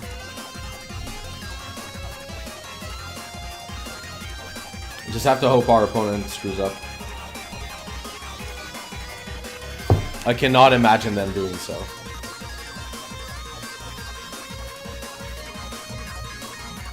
As long as it's monstrous this, we lose. I can't imagine they're going to cast a 7 mana spell here, so yeah. I'm going to just vial this Fodnot Seer in to get info on like what their build might be. There were no outs. There was no situation. Okay, sure. Yeah. There were no situations we could have won there with. Okay, so Gonti's actually okay against them because they have a lot of high value cards. Kambal, they have Scred and stuff. It's not very good against them. They are a control deck, but they can kill this super easily. Blessed Alliance is pretty critical. When I played against them, Mirren Crusader wasn't actually that bad just because it was a like big threat. The Wasteland Stranglers are only really they target the Eternal Scourge, which is kind of cool. But our opponent should put out the Scourge most likely. Halves are not so good. We're gonna lose at least 2.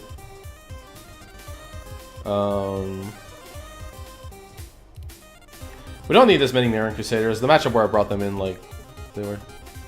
Yeah, I don't like boarding him in either. It was fine. No, actually, it was fine because I had humans and like Reflector Mage was much worse.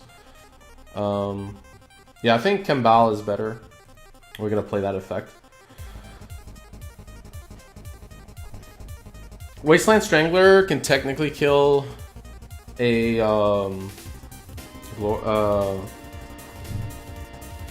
Stormbreath Dragon. We want to keep our vials, we want to keep our arbiters, we definitely want to keep all of this stuff. Blade Splice is okay, it's 2 bodies. I guess we can go like this, just Blessed Alliance and Gonti. There's just not much for this matchup. Campbell seems really weak. They have Mindstone though. But they're gonna board in Angers and stuff. This is bad. I guess Wasteland Strangler's fine. It's got free power. Campbell's okay too. Campbell's good against Anger Effect. Like, not good against Anger Effects, but... It's just I don't see how good this is gonna be. Like, it's gonna get an Eternal Scourge most of the time. And then we can put it in the graveyard, I guess. I'm gonna stick to this. Yeah, there's not much I want to change. We're just gonna run it back. I don't think this is supposed to be a good matchup anyways. Well, this is definitely a keep. The path is obviously awkward, but we have Temple Displacer. Our opponent also had main deck Roast, which is kind of unreal. I'm not saying it's wrong. I think it's definitely correct with Shadow and Anglers and stuff running about. I think the Roast is actually pretty smart, but it's pretty unreal that they're running it because it means that they're definitely running 4 Screds, and then it means that they're running 4 Bolts and potentially Roasts too. So that's a lot of like spot removal. We obviously lead out with Temple here because we want to. We could get Confidant out, but it's a lot easier to kill. We could. The thing is though, like the way our sequencing is gonna work, it's actually a harder turn than it looks. Because we can cast Displacer for this planes, but we won't be able to cast Confidant if our opponent has 2 Blood Moons in hand, for example. So I'm actually okay playing the Confidant here, since it's also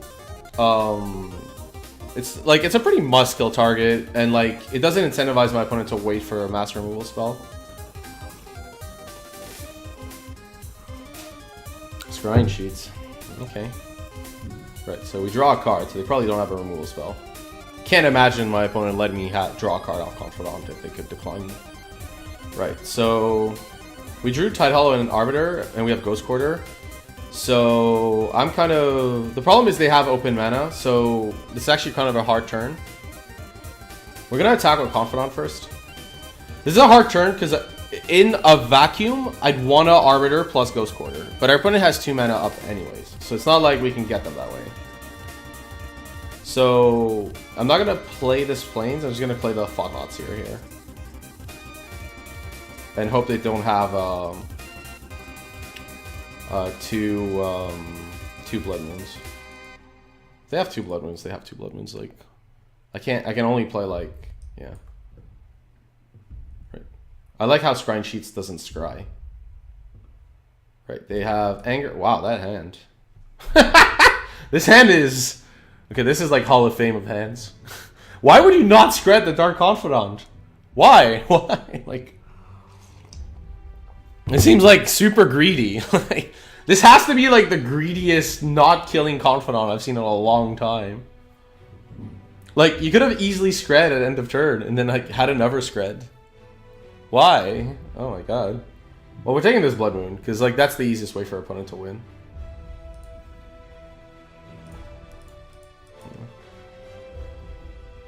I can copy my own guy. Yes, I can path my own guy if they move me. That is true. That is a possibility. So they used up one of their 1,000 Screds. We also have path, so yeah, it's fine.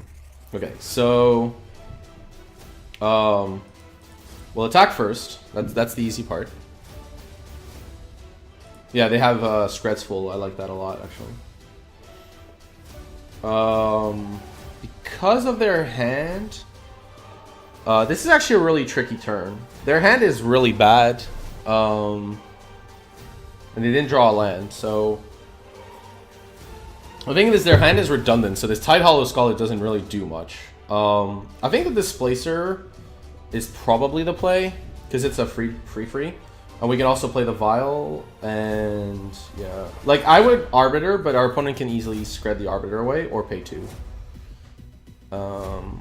Yeah, I think Displacer Vial is the best line here. Right, and now we're gonna just play Vial.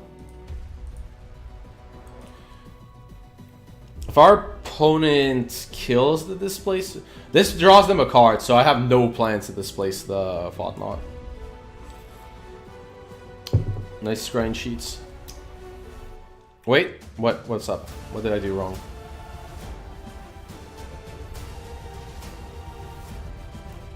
Should I have like Leonin Ghost Quartered when they had 2 Screds in hand? I don't. Right, so he can't. So that means my opponent can't do it, but then I'm not mana denying my opponent, right? Like, it means, of course, that they can't play Scred, I guess. So here I could path my own Displacer.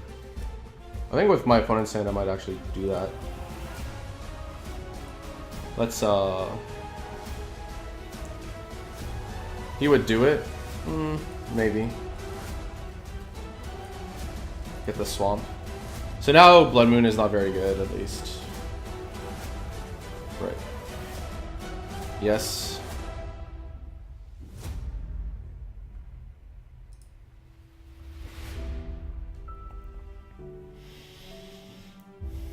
This is super... Okay, so they have one Scred left. Because they have one Scred left... Oh, we just win. Okay, cool. That's easier. I'd rather not think too hard. What did they concede on? What did we draw again? What was the card we drew?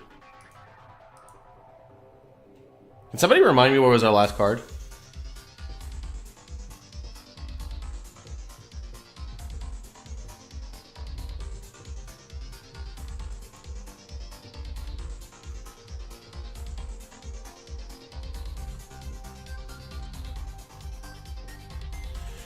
I don't have many threats that, like, survive anger. I guess we could have a third path. I drew Ghost Quarter? Okay. Do I want a third path? Like, it seems much better. Like, it seems much better as just a rampant growth on my own creature.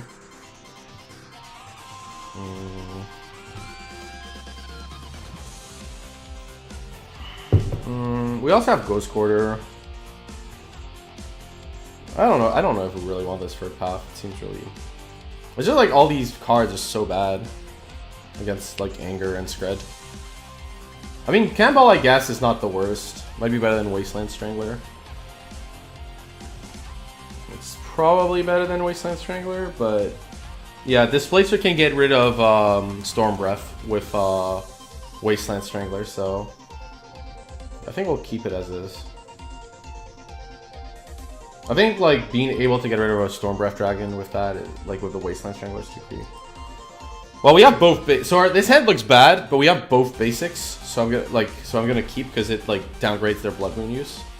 And we also have Temple, so our hand should be pretty fast, potentially. It's not the best hand.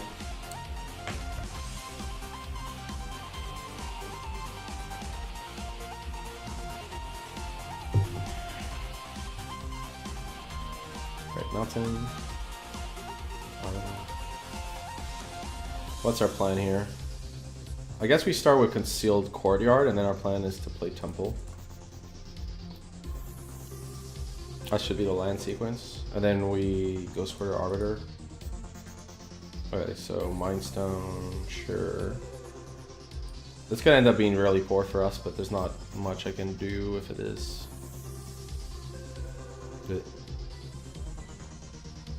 What are you Mindstoning? This draws. We're on the draw, and our opponent is gonna have 4 mana on turn 3. And we have no like hand disruption. I think I might play hand disruption with this hand. Like if I draw it, I could also play it on turn 4, but I think it's better. This also counters like our Ghost Quarter Arbiter pretty hard.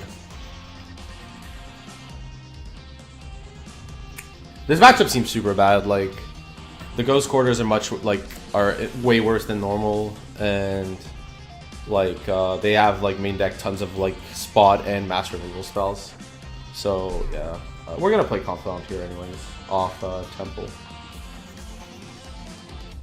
We can play like basically anything with our basics later, so it's fine. If our opponent plays Blood Moon, draw the 2 basics makes it okay. Yeah. Right, so Confidant at least they kind of have to kill.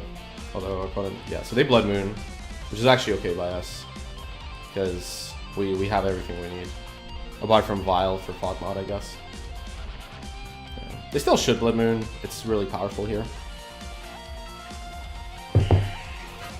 It's just unfortunate for our opponent that we have our hand, but they could easily have Anger here, and we get really blown out by Anger because now we don't have access to Fog Mods here. It'd be nice if our the opponent like F6 after their first play though, because like yeah, okay, cool.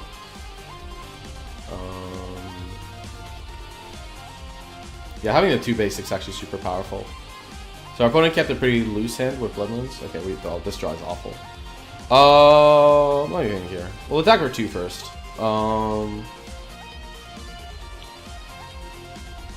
If our opponent angers, I guess they don't lose a card.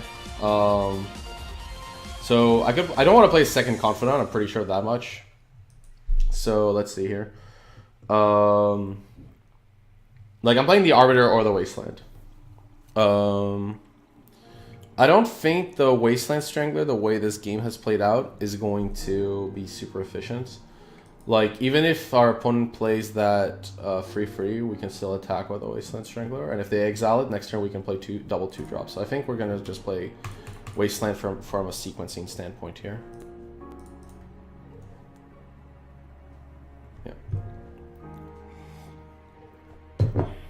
Yeah. Yeah, I think that's it. Just sequence. Right. My opponent angers, that's fine. And then we play planes and both creatures. This play's just nice too for later. Although my opponent's very generous in telling me they don't have a Scred by tapping out this way. Or maybe, yeah, that's still pretty generous. They should have tapped the Mind Stone and the 2 mountains. They might have a second anger. If they have a second anger, like, I mean, it's not unlikely that they have a second anger because they kept this hand with like these 2 lands and Mind Stone and Blood Moon.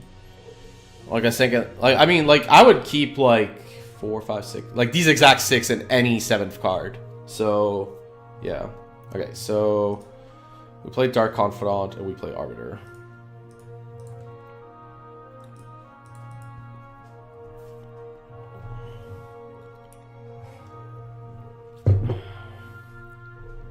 No, I know. I can't win if I play around everything. I'm just saying he might have it. That doesn't mean, like, I can play around it. I'm saying it's not unlikely. It's just, you know, like, I lose to it. That's it.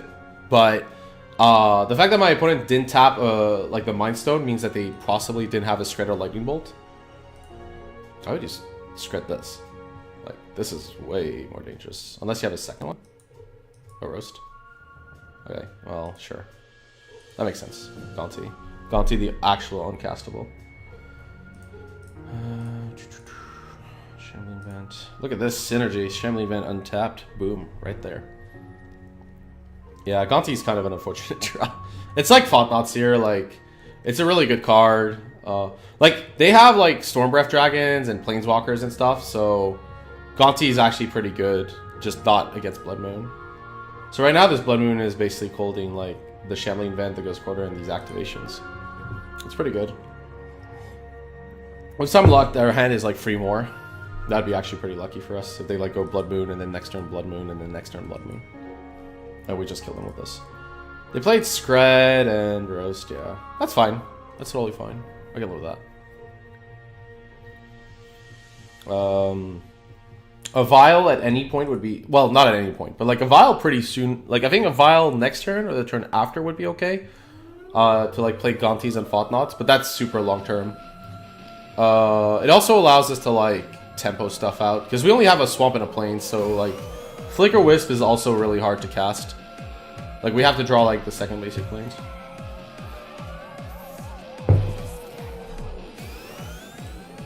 Skip this. Okay, this is fine. Are they gonna just anger this? Ooh. Ooh, that is actual viciousness. I think boarding in Molten Rain against this deck, though, is wrong. But, I mean, like, in there it's vicious, but I'm pretty sure you shouldn't have this against this deck. Like, the deck with Ghost Quarter is probably not the deck that you want to play Molten Rain. Well, actually, I say that for strong. But, I'm not sure you want to run Molten Rain. You definitely should Molten Rain the... Should we Molten Rain the Swamp? A lot more... I guess, like... I only have 1 basic Swamp, so... But, like, if I have Path... I guess there if I have Path, like, I can still Path my own Displacer and have access to white. So, yeah, I think Molten Rain in the Swamp's correct. For what it's worth.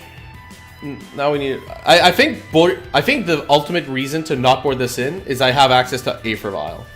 Because Aether Vial is a card in my deck, I think boarding in Molten Rain is incredibly wrong. Like, I think it's several layers of wrong. Sadly, we got hit by it, but yeah. Like, I don't think you should board in this in against a Vile deck. Like, think about our opponent's, like, current, like board state and game plan if we had A for Vile. Like, yeah. Wow, okay. We could still draw A for Vile. That'd be nice. We lost both planes. That's actually... There we go, see? Okay, now your whole plan just fell to shreds. Unless you have an Abrade. Then I don't disagree. Then you're really covering all bases. If you have an Abrade, okay. So, what this Vile can do is we can exile the Blood Moon at end step and then have access to some mana to do, like, shenanigans. We can, like... blink... let me think. What could we do? It's pretty hard to avoid the blood... Oh, yeah, we can just...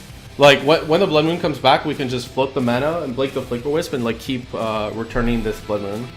But, yeah. I think our opponent made a mistake in our board, though. These Molten Rains are really bad. Like, unless, like, you're gonna board in a bunch of Abrades and stuff for these Vials. Then it's okay. Cough? Okay. What's this? Like, we take 4. Red? Oh, okay. Well, that's more awkward, I guess. Sweltering Suns? Sure. So, why would you Sweltering Suns before Cough? Like, it's gonna take a while for our Vial to, like, load. I mean, you're not killing us that fast. Like, well, our opponent's killing us literally at the same speed by doing this. Except their Cough is gonna be at 2 loyalty instead of 4.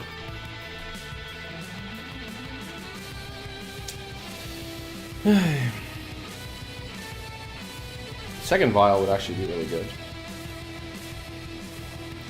Second Vial or a 2-drop. Either would be good. Yeah, I think these Molten Rains were super wrong, though. Yeah. I think that line, like, you can play Cough next turn. Like, what am I doing with, like, 5 Mountains and a Violet 1? Okay. Fall Knot is okay, I guess, for later, but yeah, we may not have it later. It doesn't change the fact that Cough is good again. Okay, that's bad. I guess they wanted maybe the mana for Storm Breath, so that explains this line. Is like they want to guarantee that they're going to Storm Breath next turn. Yeah, you should cast Storm Breath with 5, and then you should hit me for 4. That's an extraordinarily fast clock. I agree with that line.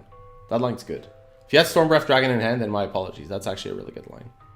Oh, wait. No, you can't add mana, so this line is still bad. Actually, no, wait. I lie. You can untap the mountain, so it's not so bad. Yeah, so that's fine. Yeah. What's the best deck I've played in the past 2 weeks? Anything that was kind of monocolor and spreading seas, because people are fighting the format with graveyard hate and land destruction. So if you're like the land destruction deck or the monocolor deck, like you dodge like all this Blood Moon garbage and relics and stuff. So like the best deck for me so far has been like decks like Merfolk, I guess Elves. Blue-white control was 2-color but had spreading seas and Field of Ruin. That was super good. I think that's like maybe the reason to run the mono-white version of this deck would be like Field of Ruin. Why so many Molten Rains? I don't understand.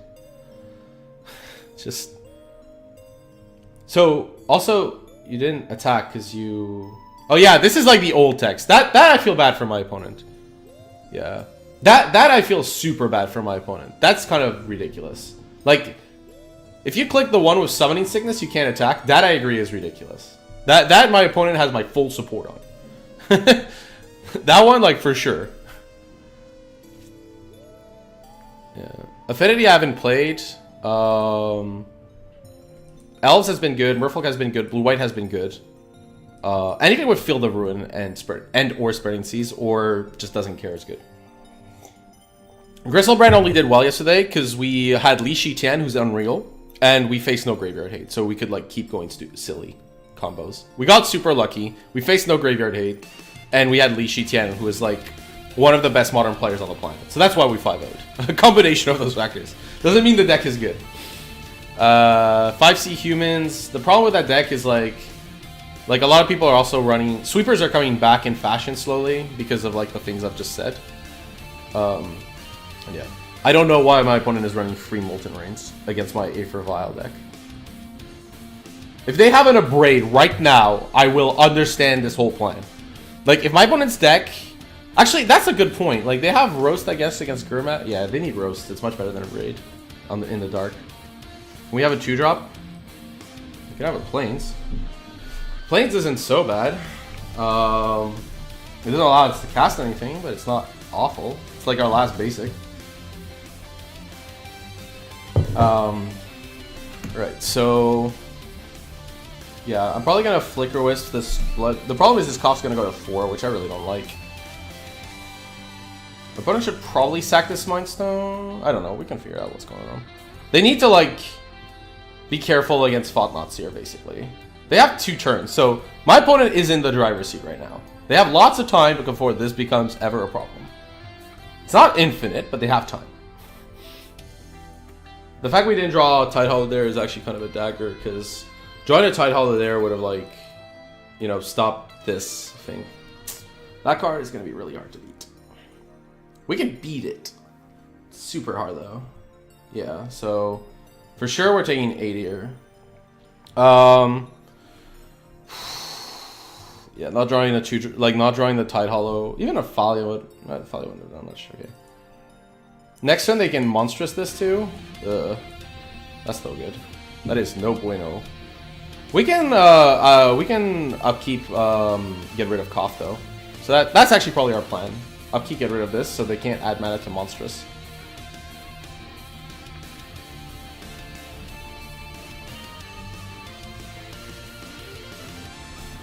Next turn I can Flicker Wisp and Thought-Knot. Well, we're definitely putting a charge counter. Thalia? Thalia's not so bad. Thalia stops a little bit of the nonsense that could come out. Right, we have to kill this. We have to, like... we could upkeep or draw step it.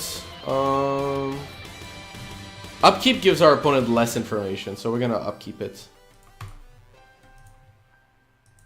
Yeah, Thalia last turn, like, to put Cough to 1 would have been okay. Yeah. Because, like... I don't want to give my opponent the option, right? Like, I could Flicker Wisp their Mountain, but that just seems, like, super risky compared to, like, just making sure that this nonsense doesn't happen. We don't have Snow Permanents, but they don't actually have a red removal spell that kills Stormbreath Dragon. That's really frustrating. So, like, Gonti doesn't work. We're still going to run the Gonti lottery. Okay. Yeah. Let them add mana and then flicker the dragon. I would agree with that line if the dragon did not have pro-white. The dragon has pro-white, and this is sadly a white card. So, yeah. Unfortunately, that's not going to happen. Blinking the Blood Moon does nothing. I have the Ghost Court. I should have thought of that. But, like, Blinking the Blood Moon does nothing, obviously. So, yeah, we're going to upkeep, get rid of this Cough. I could have done it end step, my own end step too, I guess. Which would, I guess, my own end step would have been the optimal time to put this Flicker Wisp in play, in case my opponent has something super weird I've never seen before. Right, so we exile this Cough, because otherwise we die. So this seems like a good plan. Alright.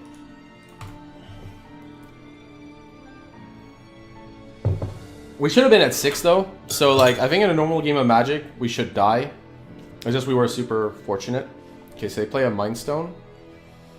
And the Cough comes back, so we have to kill this Cough. Attacking. Okay, well, that's okay.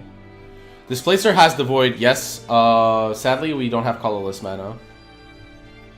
Okay, so we can kill this Cough, which is really good. Okay, now I have to think.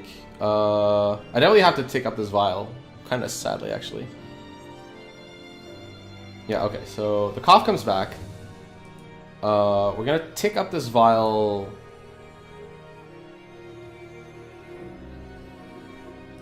Yes. Right, so Confidant is not really castable with our hand. We're gonna kill... Oh, our opponent has mana for days to kill this Flicker Wisp.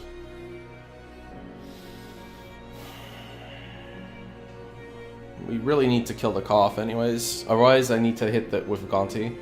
I guess we can attack the Cough and see what happens. We're definitely hitting the Gonti lottery.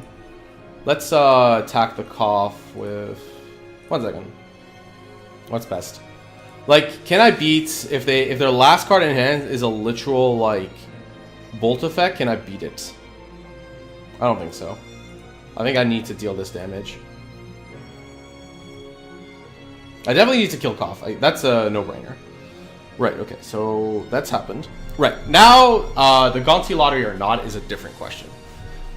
Basically, we die if our opponent draws land. That's just a given. There's nothing we can do about that fact.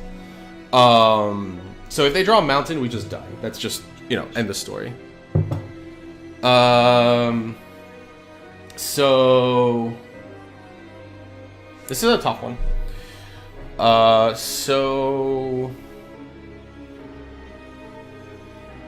Yeah. None of their removal spells, apart from Bolt, hit face. We died to Bolt anyways. Go for Gonti and look for a Planeswalker. The only Planeswalker that would save us is Chandra. I don't see how they would have that left, but let me think. Because next turn they're at 10. I agree with Gonti here. Oh, we could hit Storm Breath, yeah. The reason I mostly agree with Gonti here is because Thought-Knot Seer would not kill our opponent that turn. So I think it's correct to go for Gonti. Well, let's actually, you know, put cheating in place since we can't cast it. Okay, so, yeah. I think Gonti, like, if Thought-Knot Seer was another one-turn clock, maybe. Well, we got rid of the mountain, and this P and Kieran Nalar nonsense looks great. Yeah, let's go for that. That sounds actually pretty freaking amazing. If our opponent like draws an anger, that's awful, but we got rid of like an anger, so let's okay. I think this was the line. This was definitely the line. Now we hope our opponent draws a land. We don't know what their hand is. It could be another anger. That would be really frustrating. But they probably okay, they draw a card. It's an okay start. Okay, they play a land, that's okay. This can't. No, not a 4th land. No.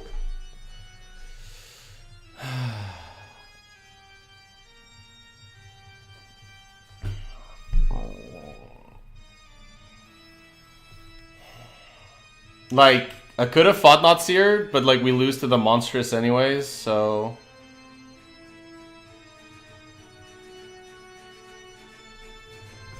I don't have the mana to sack P and Kieran. That was a gross draw. That was super gross.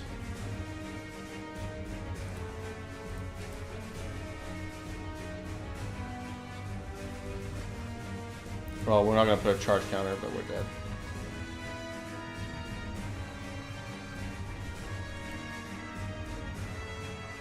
We got rid of anger too with our Gonti. That was so.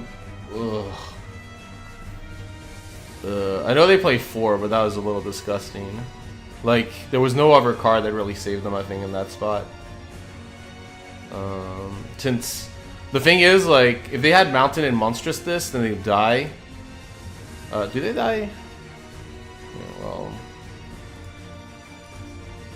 we're gonna draw step the Vial. Not that it matters much.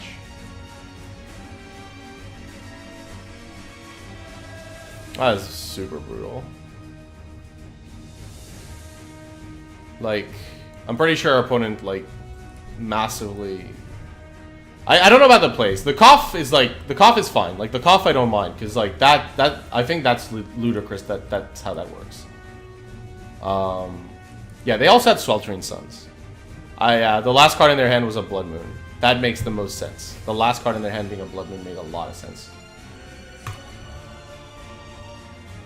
That was like the most obvious like last card in their hand. So yeah, they had like what? We got rid of an anger, so they had. They did not have many outs. Let's put it that way. There was an anger in the bin, and if they have 2 more suns, then it's like 4 outs. I guess like a mountain, they could monstrous this. And then we can't kill it with P and Kieran Nalar. We only had 5 lands anyways. We couldn't kill it with Kieran Nalar if we wanted to. I mean, we also had a re-out. We could have drawn Blessed Alliance. Like, Blessed Alliance would be nuts here. Sadly, we don't have Blessed Alliance, so we're gonna just die. Yeah, Blessed Alliance would be like the nuts. That was like the last draw in our deck that could have saved us there. We only had 1 out though, so it's fine. That matchup's not very good. Although my opponent should not have kept in Molten Rain. That felt super wrong. Wow, we're on the play. Wow, okay. I guess we keep because we have Vile. We have Vile and Path. It's not the fastest hand though, but it's totally fine. We go for Vile here. You have to play turn 1 Vile. It just gets so much worse if you don't. Ideally, we're casting the Thought-Knots here rather than putting Vile to 4. Okay, we're against Burn. Yes, I could not have cast off-color abilities, but we also had Blood Moon. We were Blood Moon, so it was not a problem to pay for it. So, okay, so... Oh, they're a Mardu Pyromancer, right. Right, the Blackleaf Cliffs is a big tell. If that's the case, I mean, it doesn't really matter what the case is. We're just playing this in passing, since we can't do anything else. So yeah, I can't activate off-color abilities with Gonti, but it doesn't matter because we had access to Blood Moon. Yeah, sorry, this isn't Mardu Pyromancer. If they go like Monastery Swiftspear, my brain auto defaults to like Pyromancer, but the Blackleaf Cliffs is a big tell that it isn't. Alright, we take 1.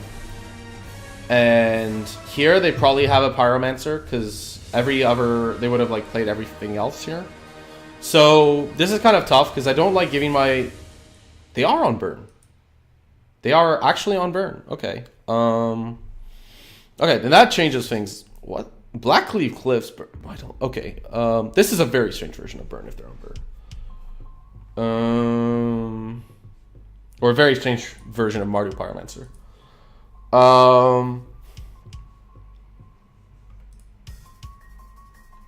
Bump in the Night, yeah, that's the most likely. Okay, this is actually tough. I don't want to give them a land, right now especially. But, Vile, it's actually really, really tough. We're casting the Thought-Knots here, but like the Vile could blink in the Displacer, so the question is, what do we do next turn?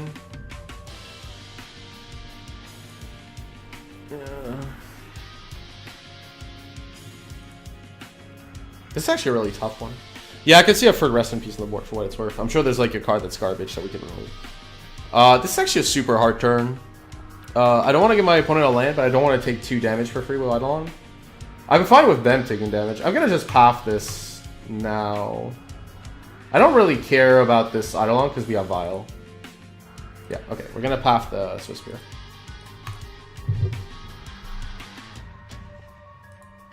Right, okay, so our turn. Hopefully we draw a 2-drop of some sort. No, we draw a Ghost Quarter. That's not what we want. I could run out the Displacer, but I'd rather run it out with Vile to not take damage. So we're gonna just make our opponent guess what's going on so that they don't know what to do. Like, Vile at 2 against an Eidolon is actually pretty awkward for them. Because, like, we could... If we flash in Thalia, that's just, like, a disaster. Like, 100% this would be a disaster if we flash in Thalia, so yeah. Scalding Tarn? Okay. Swiftspear, right, take the damage, that's fine. Like, if we have Thalia here, and block, like... Wow, my opponent does not care for their own life level. They're very cavalier about it. Okay, so... Right, well, Thalia's fine here, right? Because you can... Right, so we take the damage, sadly, because we have nothing. Our opponent should definitely play a burn spell here. Really? Wow. What is their hand? Well, we're going to find out soon, so that's kind of cool. Yes, and then... Okay, we draw the tight Hollow Scholar just on time. It's not necessarily a bad card. It's just we have to get rid of this Eidolon first. I don't want to take, like, free damage. Like, the fact that our mana base isn't hurting us is, like, one of the biggest possible advantages. I'm gonna play a Caves of Koilos here, and we're gonna play this Thought-Knots here.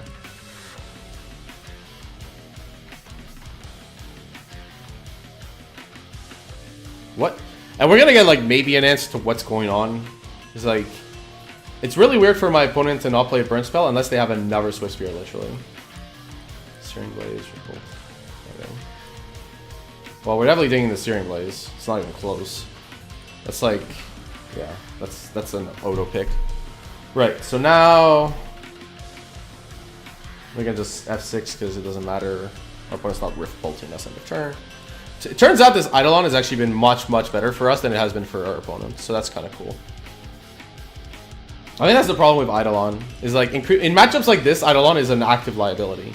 But against Storm, it's so good. So like, I could like see a burn deck that like starts cutting the Eidolons, like main deck, and puts them in board. That's totally reasonable. There are some matchups where Eidolon is just game over though, so it's kind of tough. Like, it's a very matchup dependent card. Like against like this deck, like what my opponent just did is awful. They just played a 2/2 that like essentially destroys them. We also have Violet free, so like this is super hard for our opponent. Okay, so they play Rift Bolt. Right, like look at this Rift Bolt. It deals them like a ton. It deals them as almost as much damage as it deals me. Yeah, Shrine of Burning Rage might be technology that people have to readopt.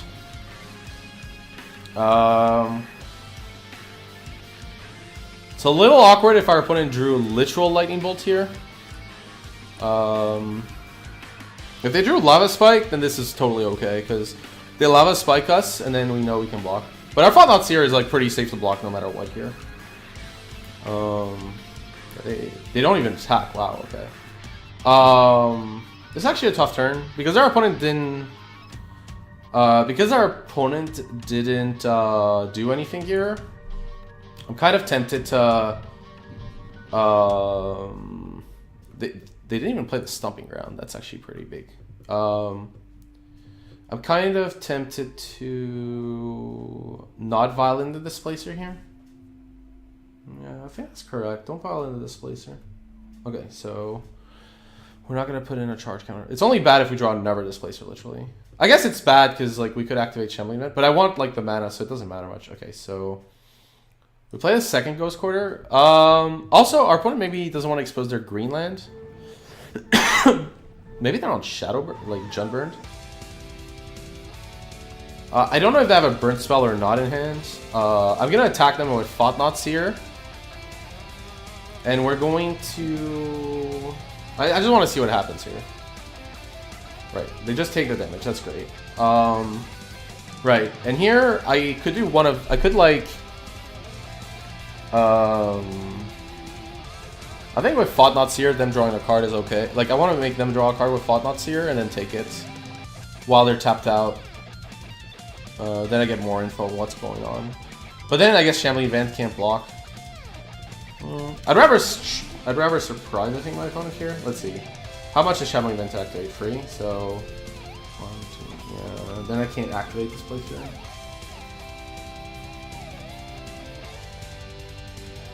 I think this is fine to let them just draw the card. Maybe it's a mistake. They should definitely play the land first. Actually, that's where the mistake is. I should have done this draw step. Because now they play their land. Okay. Well, they're at 6. Like, this is like super risky.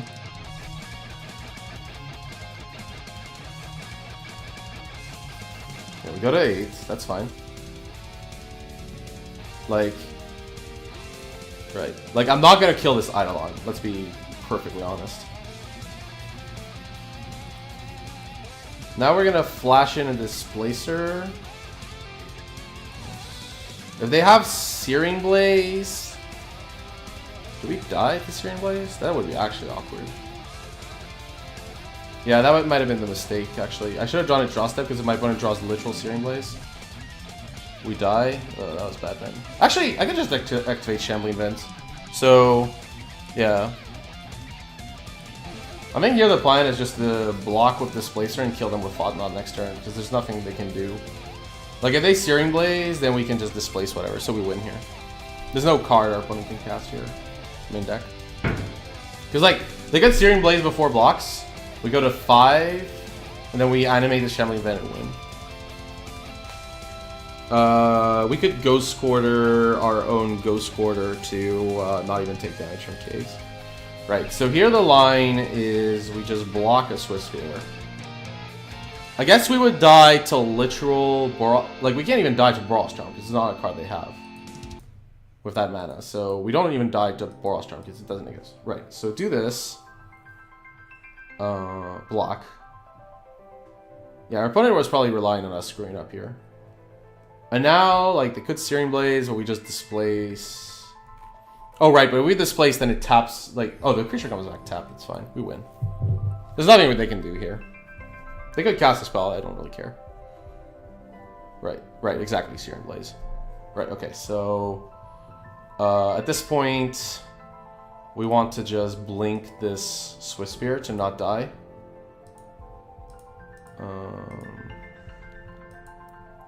Right, so the Swift Spear is removed from combat.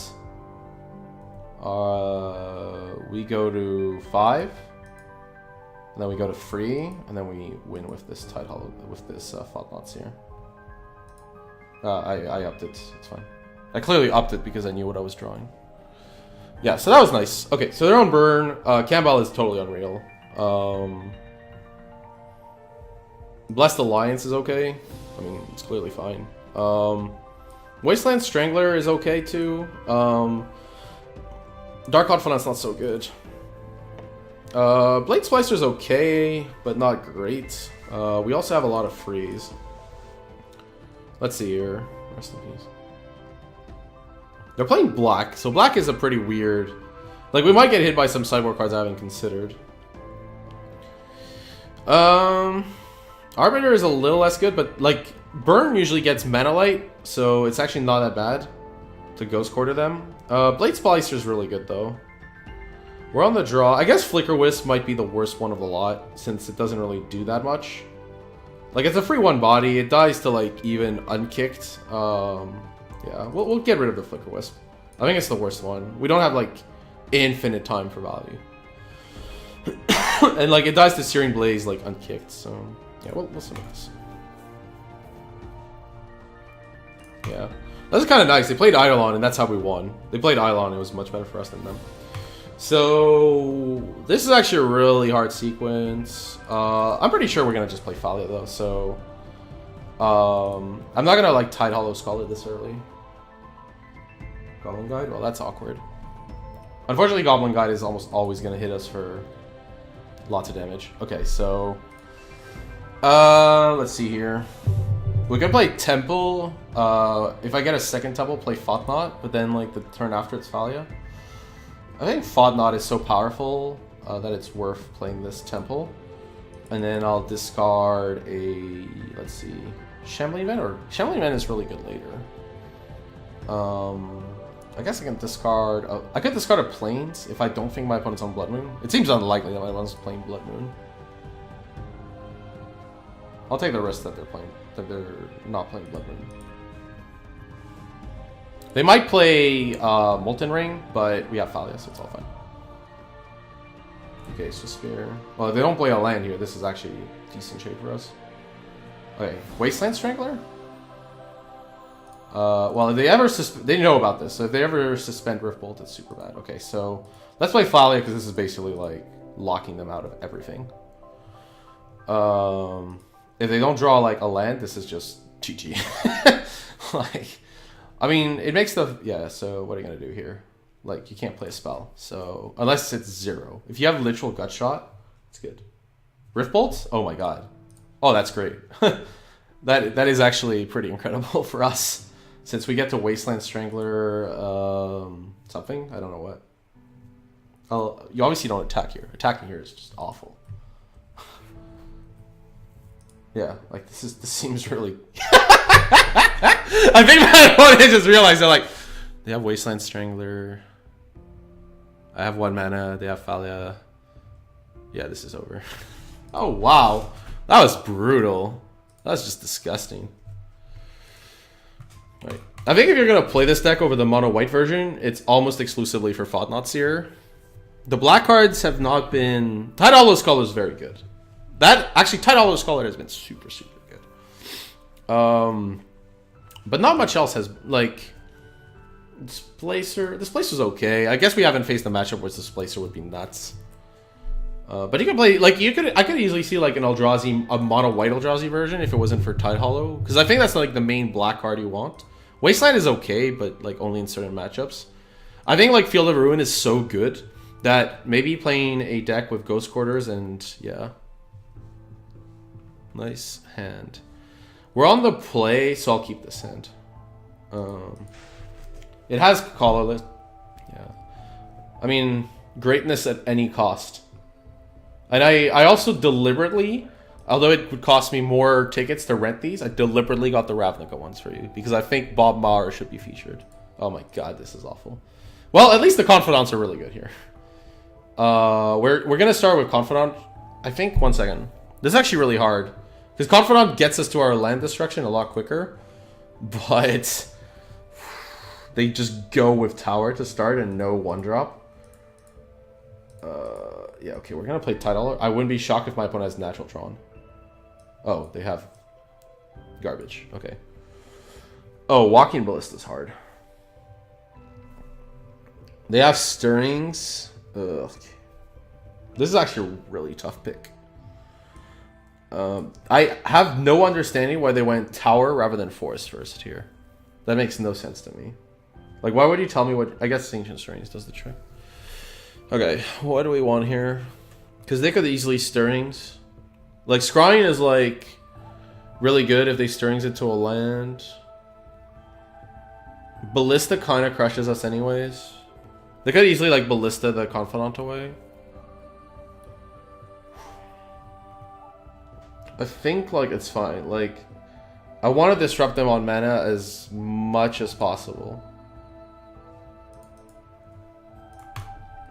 They could, like, turn 2, kill the Confidant, but they have to Ancient Stirrings this turn. Yeah, they can turn 3, kill the Confidant.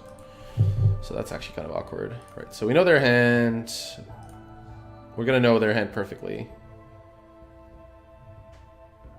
Right, like, they could get both. Okay, Chromatic Sphere, that's fine. So they're going to play Chromatic Sphere here. Right, cool. Path to Exile. I definitely don't want to Path to Exile my opponent's cards right now, so...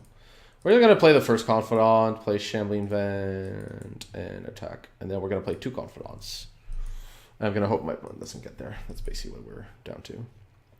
Okay, so our opponent, like, sacks this. Why not sack this? Oh, they're going to sack this for green? Really? Why would you sack Tower? Like, why would you tap your green to... Like, you're never getting Tron this turn, so... Why would you, like, do that? Like, you don't want the hard colorless, so... Okay, whatever. They get Power Plant. Didn't they? Did I not remove the Forced?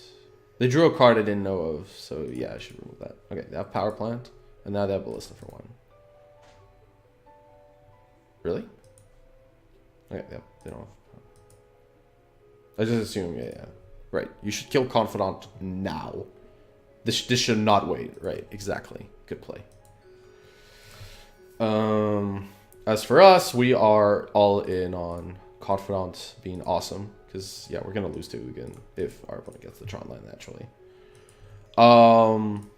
If our opponent searches the land, they play the Stirrings. We actually don't know much of our opponent's hand now, I guess. If our opponent, like, has, like, not Tron, we lose on the spot. Okay, they're having Tron next turn. So... Basically, these Confidants have to, like, hard get a Ghost Quarter, or we're just dead. I really like this song, actually. Right, so... If they have Oblivion Stone on top, this is actually really bad for us. Oh, really? Oh, Sphere? Okay, that's fine. Black? Ugh. Oh man, these Confidants are super critical. We really need to draw Ghost Quarter.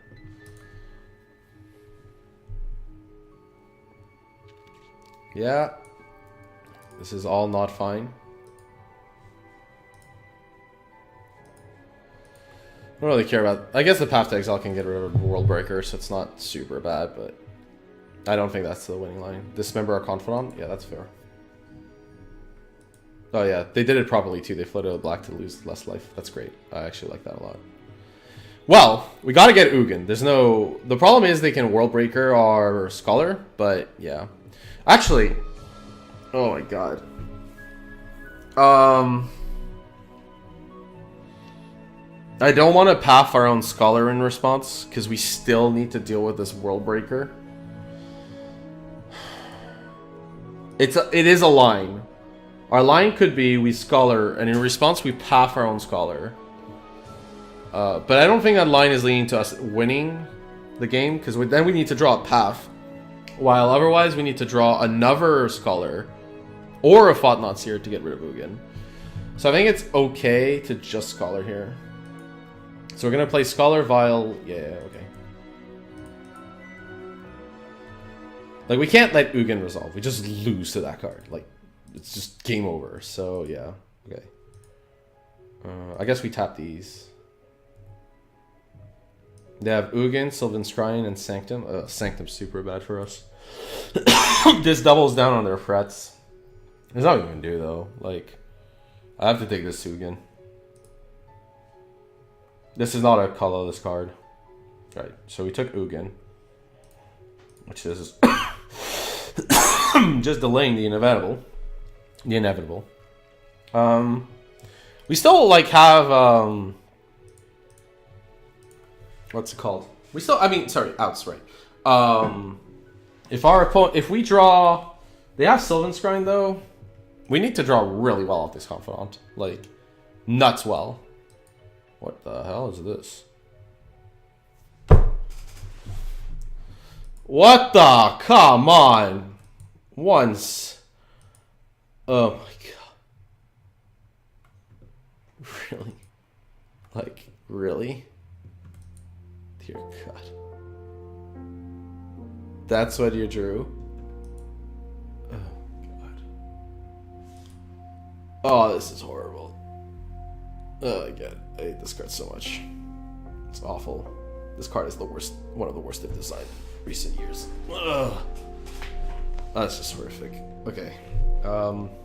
Let's see, what could we do? We could path our own creature to not give them Ugin, and then they would attack anyways. But at least we get the land. This is just some BS. Okay, well, I mean, they can just path our own creature and fail to search, so let's do it. Yes.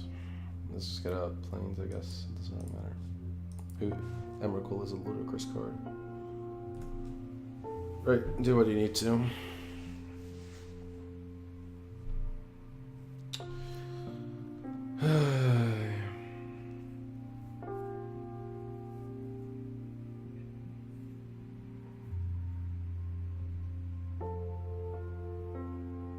This costs 9 mana. That's why Promised is better than Aeons. Oh, great. We have Ghost Quarter and Arbiter. Wonderful. That would actually have been great if our opponent didn't draw Emrakul. Like, if our opponent literally had Worldbreaker, they would have gotten back Ugin, and we would have been able to get them Oshron and path the Worldbreaker and actually had a shot. That's kind of unreal. Yeah, of course. Ghost Quarter my own land. Good play. Good play. That is incredibly unfortunate for us. Tag with Tide Hollow, get back your Ugin. Dear God. It's not just that they have it in their deck, they also drew it. Yeah, of course, get back your Ugin. Ghost Quarter myself, great.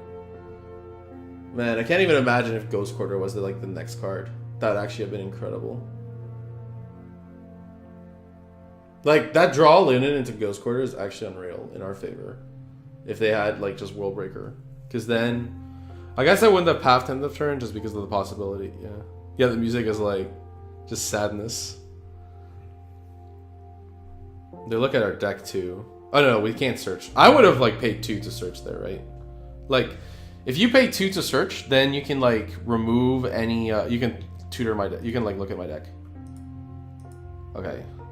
Right. Yes. Ghost Quarter one time. No. Okay. So my opponent has a 13/13, and I have a Dark Confidant. This doesn't bode well on many levels. They also have a Worldbreaker. That also doesn't bode well on many levels.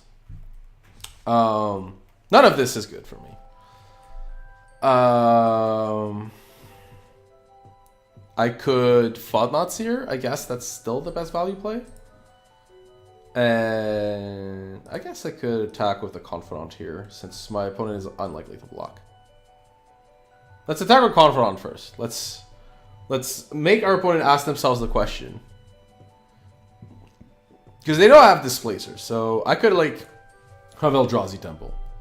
But then they destroy us. So, okay, whatever. Like, Dark Confidant can go in there. It's at any... The greatness is at any cost. We get in there. Right, good. Excellent. Right, now we fought Lancier.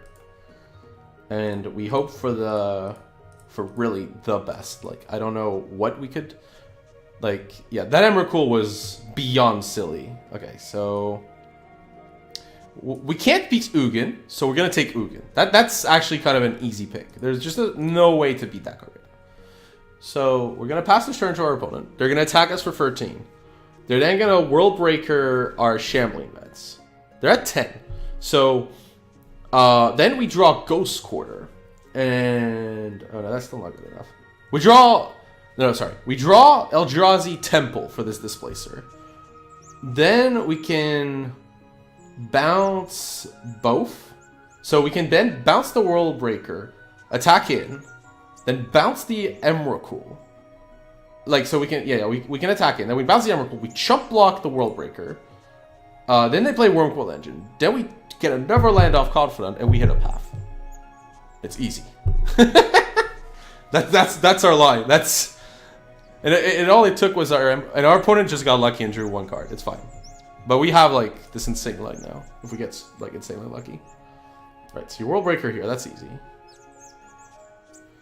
Right, what are your World Breaker? Probably the Shambling Vent. The Shambling Vent gains life. You just assume I'm going to draw a land. The Caves? Really? I guess I can't use Colorless, but I need to hit a land. This is like, I can't wait without hitting a land. So... Yeah, like... Map? Okay, sure. We have an Arbiter, that's fine. Okay. Okay. We're gonna stack it. First, we're gonna put our charge count on our vial, you know, just to get through formalities. Then we're gonna die to our Confidant. No, we got our land. See. Okay, we don't have the colorless land, so we actually lose. Oh, but we couldn't have done anything anyways. We just lose. That's sad. Actually, if this was a path, we would have won. We would have pathed the World Breaker and attacked in for 8 plus 2. I think our opponent not exiling this Shambling Vent was really risky.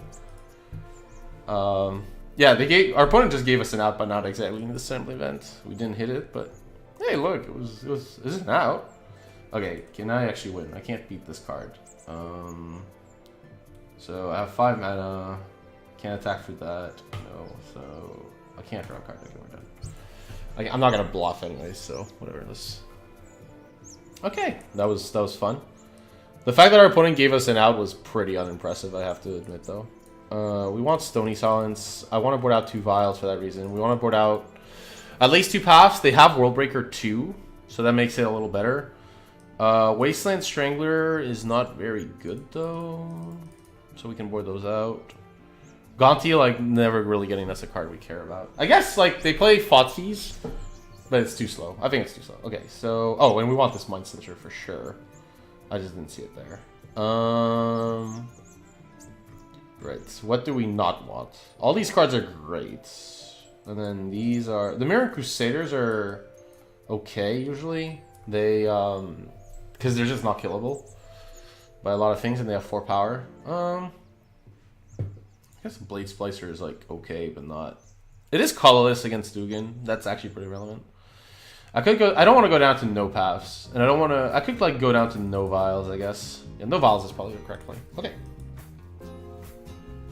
Like, vial is still good, I guess. Because even though we have Stony Silence, like, I'd still want to, like, do a turn 1 vial. But I think I'd rather have all these other cards here. So we're, like, this really slow deck, though. Like, we start on turn 2. I think that's okay. Somebody else has a suggestion of the board, you can let me know, but yeah. My opponent's like, close. I'm like, yeah, close is definitely correct. Well, we're keeping this hand. We are hoping to draw another land, but this hand is okay. I don't like... I like this song, but not vocal on... no vocals on stream, ideally. Okay, so... We're gonna play Thalia turn 2. And then we're gonna hope to really draw well. Okay, map is awkward, because it plays around Thalia. I was hoping for, like, not map, basically. Right, so... I still think we should play Thalia, because if they have natural Tron this quickly, like, they just have it. I don't know what else I can tell you. Like... Actually, I should have played Arbiter. I'm an idiot. I'm an idiot. They could have... I should have just played Arbiter here. Super bad. Thankfully, I got lucky, but that was actually incredibly bad. So... first we attack. That was... I can't actually tell you how bad that was.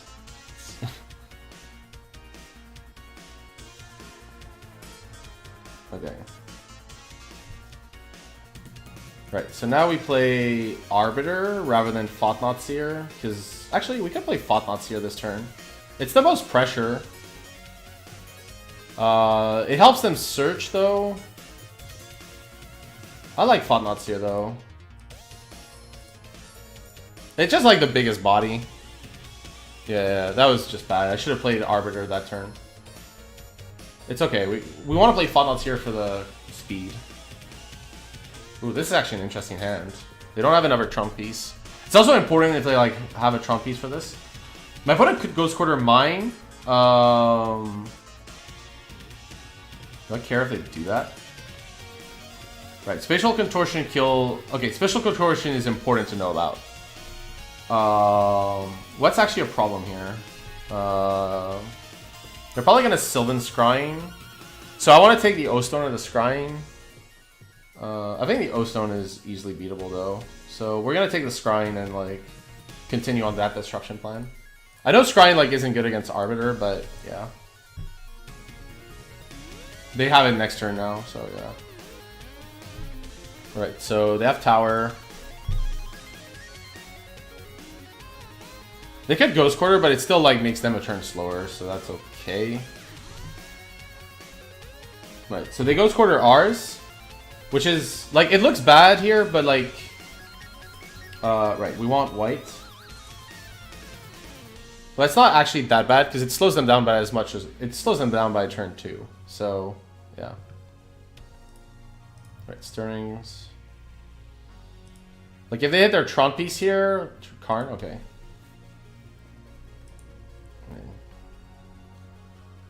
We have Displacer. Let's attack first. That much is clear. Oh, they don't have Ghost Quarter anymore, so we don't know the last card in their hand. We want to put them on a clock that kills them quick enough. Like, kills them in 2 turns at least. I could play Displacer here, but it dies to... Do I want to play Displacer here? They're going to go, like, land. I need to make sure that whatever they displace, they still die in 2 turns. If I play Flicker Wisp... One second. Let me think of the sequence. If I play Flicker Wisp, most likely going to kill that.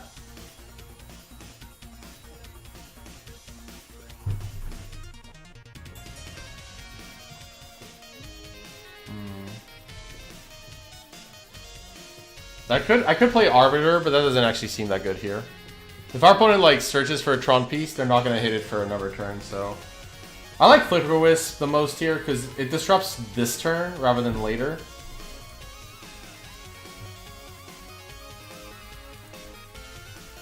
Right, so first, we want them to draw a card. Well, it doesn't matter, it's end of turn. Right. So they have Tron now. Yeah, they have Tron. Let's see here. So they're gonna hit Tron, so we want to get this Oblivion Stone out. They get Spatial Contortion, I don't really care. Yeah, let's get Oblivion Stone here, because it's the most dangerous card.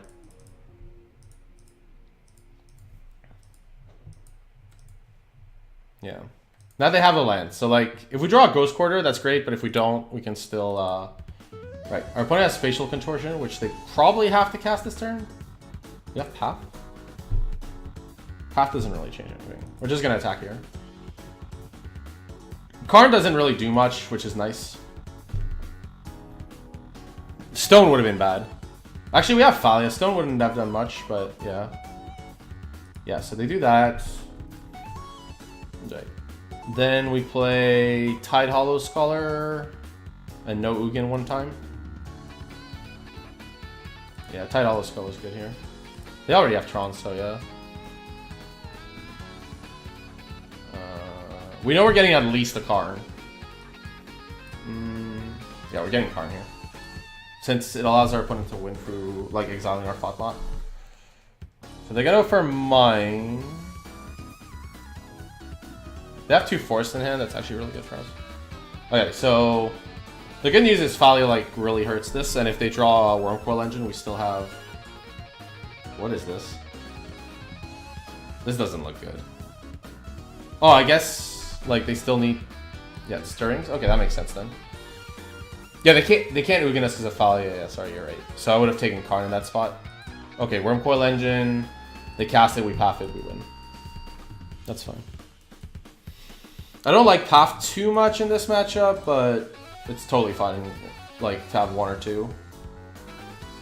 Like, we're probably gonna get a third path for their post board. Okay.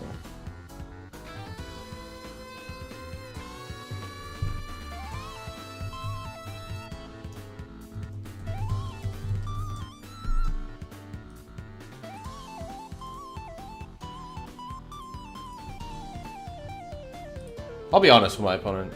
I could have, like, played Wisp, so it's not clear how many paths I have, but whatever.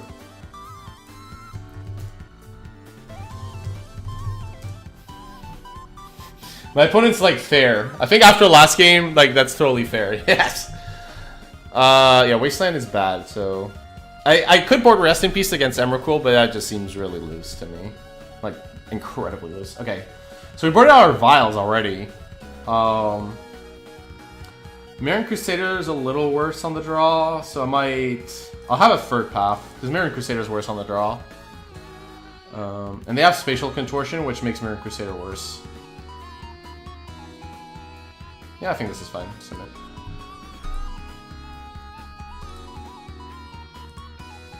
Okay, so... We have Arbiter and Ghost Quarter, and Thalia, so we kind of have to just keep and hope for the best. If we draw like an Eldrazi Temple, this hand's actually unreal. Okay, Tower. Always start.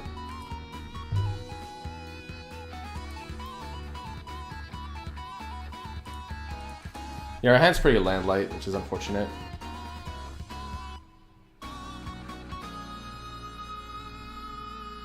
Drawing the second display is just super bad. Oh, wow. Really? No.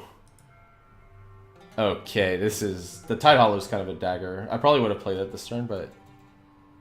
Oh my god. I'm pretty sure I have to play the Thalia here. Because, like, if they have Spatial Contortion, they can just kill the Thalia anyways. Why am I playing around that card when they could have Natural Tron? I mean, it stops Karn on turn 2, on turn 3 at least, too. Yeah.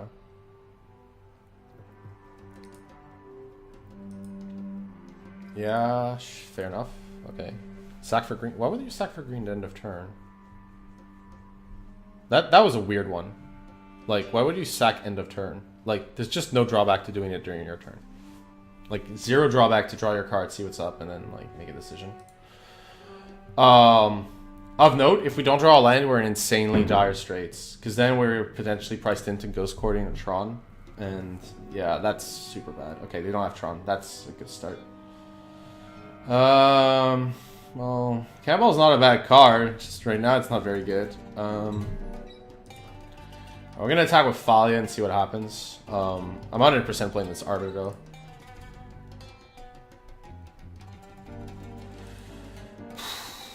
Yeah, drawing 3 non-lands there was kind of a dagger.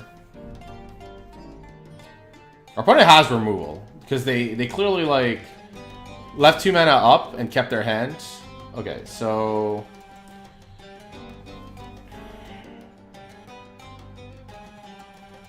If I play Arbiter and my opponent gets, like, a Ghost Quarter, this is just a disaster.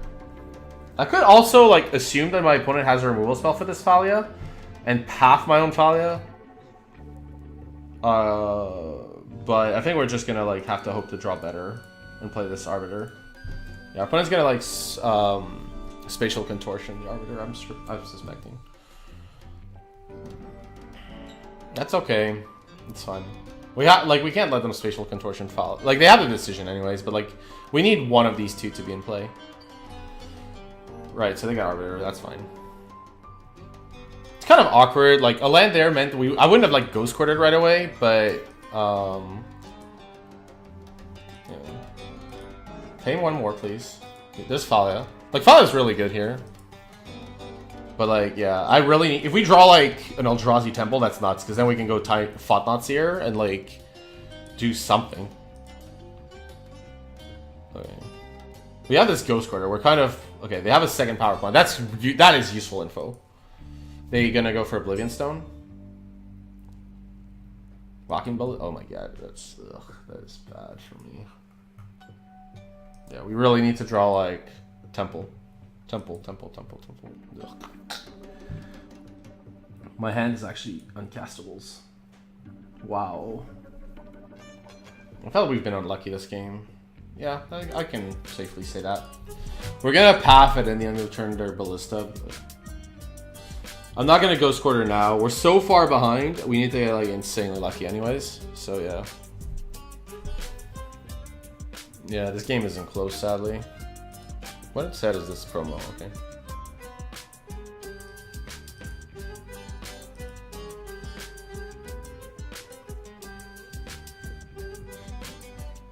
Ugh.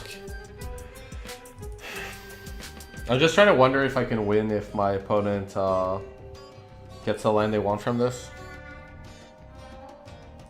Like if I'd rather let this happen because I could crack the tower in response, but I don't see how we're winning otherwise.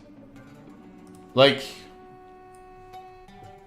maybe I should have killed the tower in response to this Stirrings. Map? Okay, well then maybe not. Map.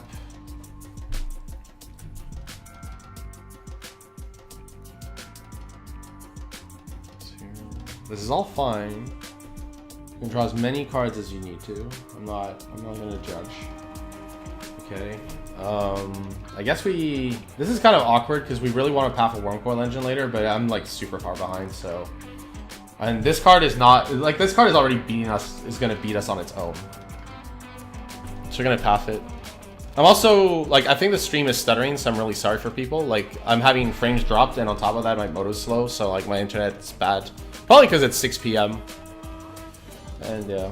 Okay, so. Right, they get a force for Ballista. We do the path first.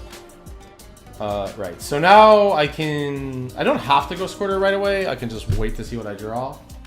I could also do it on their draw step. I'm never tapping this for mana. Arbiter? Well, that's not actually happening. We really needed like any land here. Like any land to make like Tide Hollow Scholar work, for example. Because like our opponent's like now getting to so many lands on their own. Like they don't even need Tron. They're already at 6 mana. We really needed like a Tide Hollow Scholar here to do something.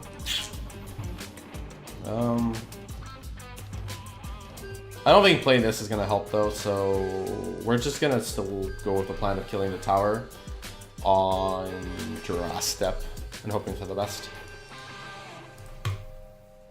This has been a really unfortunate game. It was just drawn super poorly.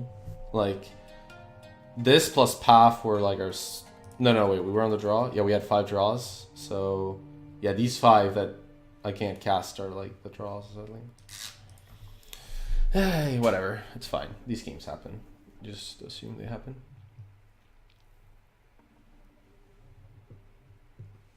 Okay. We want to do this on draw step in case our opponent draws a forest, which I think is a totally reasonable plan. Yeah, there's just mine. Right, so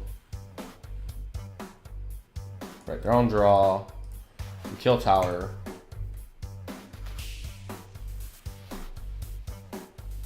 They can float 1. It's not the. I don't really mind if they float 1. This is draw step, so. Why would you like draw a card if you have a forest left in your deck? Like, what happens if you draw the forest? Okay, you didn't. That would have actually been really nice for us. You're not in the right stays. You shouldn't have cracked your sphere. You got very lucky I didn't have the like...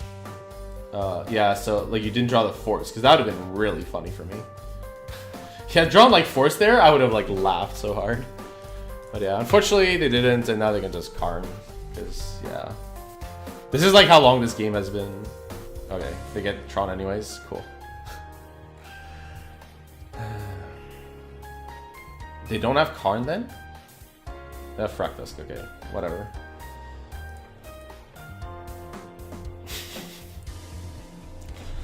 This has not been very fun. Sadly, sorry for everybody watching. This has not been really fun, but...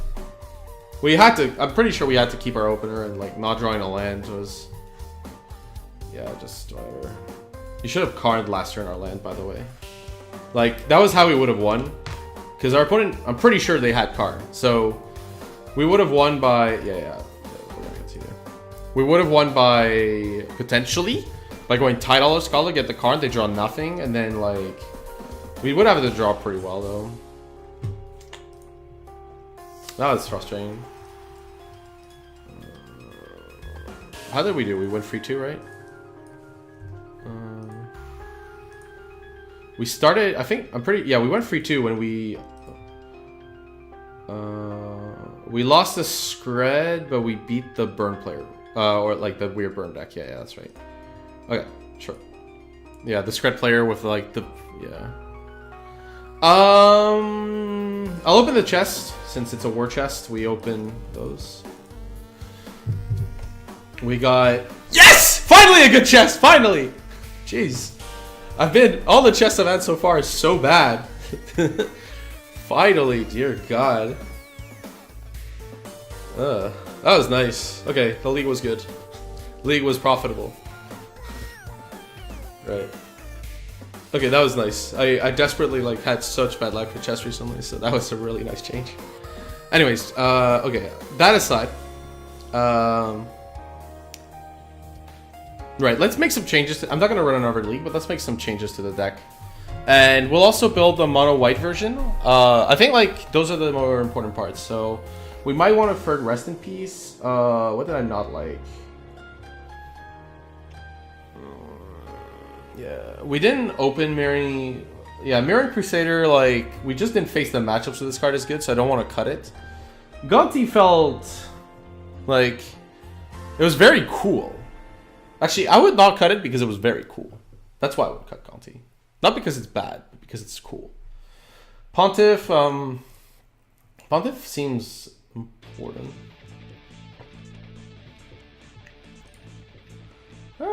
I guess I would cut the Gonti for the first Rest in Peace. But that's really sad. Gonti's so good against those Death Shadow decks too. This is okay against Storm, but he should beat them. That's great. I don't want Pontiff. Let's just have this. So I would play something close to this. Mana base wise, no waste for sure. We can't play Field of Ruin. That's just too ambitious.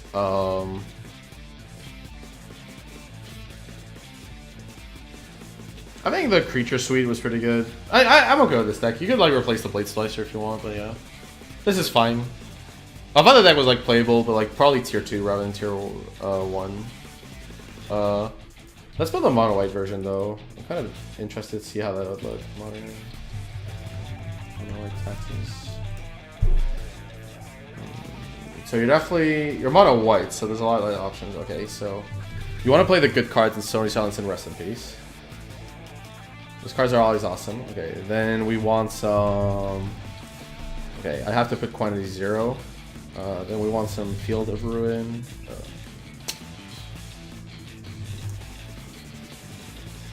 Right, so... You want 4 Field of Ruin, you want Ghost Quarter. This sounds awful. Let's skip.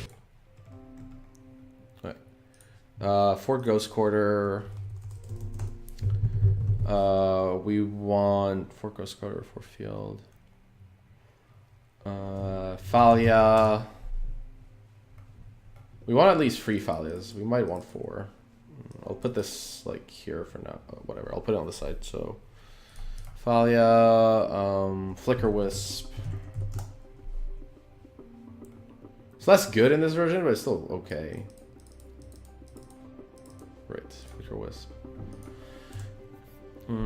Let me open up a version of Mono White Taxes, and then I can maybe find the deck.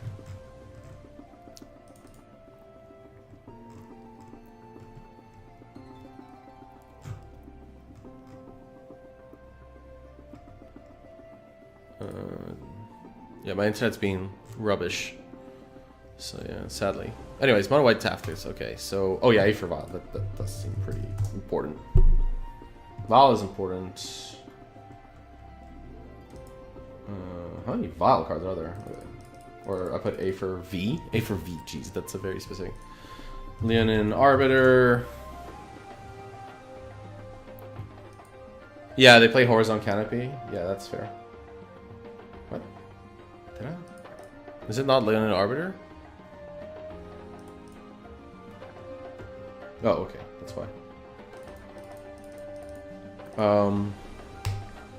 Then they play Blade Splicer. They play the Blade Splicer Resto Angel, like Synergy, as their aggressive suite. Let's go for Fraben Inspector here quickly. So they also play like Fraben Inspector. I actually own none. Wow, that's unfortunate. I'll put these here for now. Obviously, we want 4 paths since that card is... Like, we didn't really face many good matchups for Path to Exile, but the card is obviously still really good. Even Mind Sensor. Yeah, your sideboard becomes much worse. I think that's the biggest difference. Also, I made a huge mistake. I should have put these awesome Future Sight Even Mind Sensors. Mirran Crusader. I think Mirran Crusader is good. So... Let's see. Blessed Alliance was okay. It's okay against Death Shadow, but it's like it's got implications in many matchups. I'm okay with Blessed Alliance. Horizon, Canopy. So like a lot of versions of play 2 Canopy, I think that's a massive mistake. This card is just so good. You're playing 4.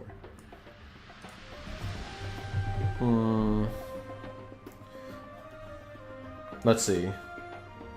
Like, they also play Tectonic Edge, but I think Field of Ruin is just way better than Tectonic Edge.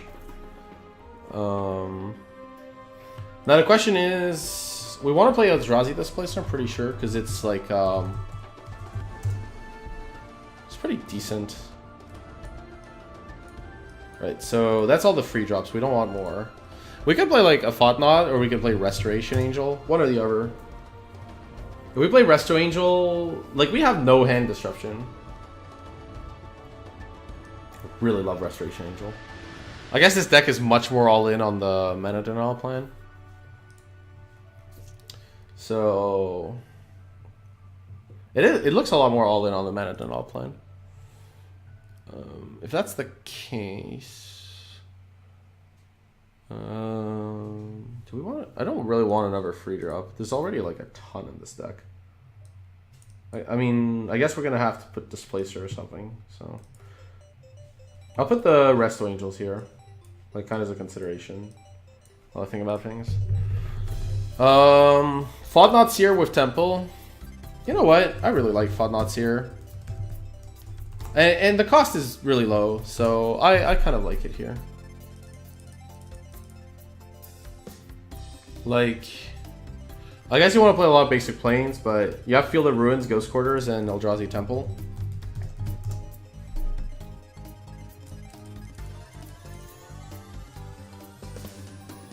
Wow, that does not leave a lot of space for basic planes. I guess this deck would want, if I'm playing like Field of Ruins, Ghost Quarters, like everything else should be a planes. I'm pretty sure we have enough sources for Thought-Knot Seer. How much did the black-red deck play? White deck play? It played 4 Caves, 4 Temple, 4 Ghost Quarter. It only plays 12, and that felt totally fine. Yeah, we could also play like 1 Waste, but I think that's... maybe a Waste in the sideboard is okay. We could also play like the Desert, but I don't think you can play that many of it. Like, we're playing... Maybe 4 Horizon Canopy is a lot. I would try free. But I really like the fact that this draws a card. And it's so good with Isle. Like, so unreal. Right. I'm getting, like, the right planes. Like, the... Right, there we go. Alright. This is 22.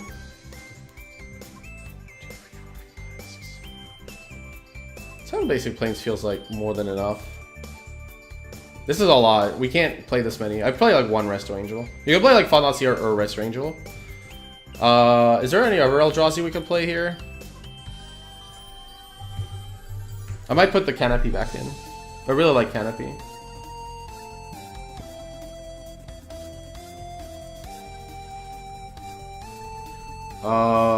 I guess Creature, since, I mean, there are tribal Eldrazi spells, but we're not running them. Okay, these are the Eldrazi we're not running. Oh, we should also put color identity stuff. So they're white and colorless. I don't think there is, because, like, the ones, if there were, like, I would know, like, we would know about them. The Eldrazi that are playable are very well known. Sorry, I put the music down a bit, because it was great on my nerves. Right, so, like, Reshaper seems really bad, because it doesn't really synergize with what we're trying to do. I think Smasher is too slow. Yeah, it's just Displacer and Thought-Knot. Gotta be honest, it feels like more than enough.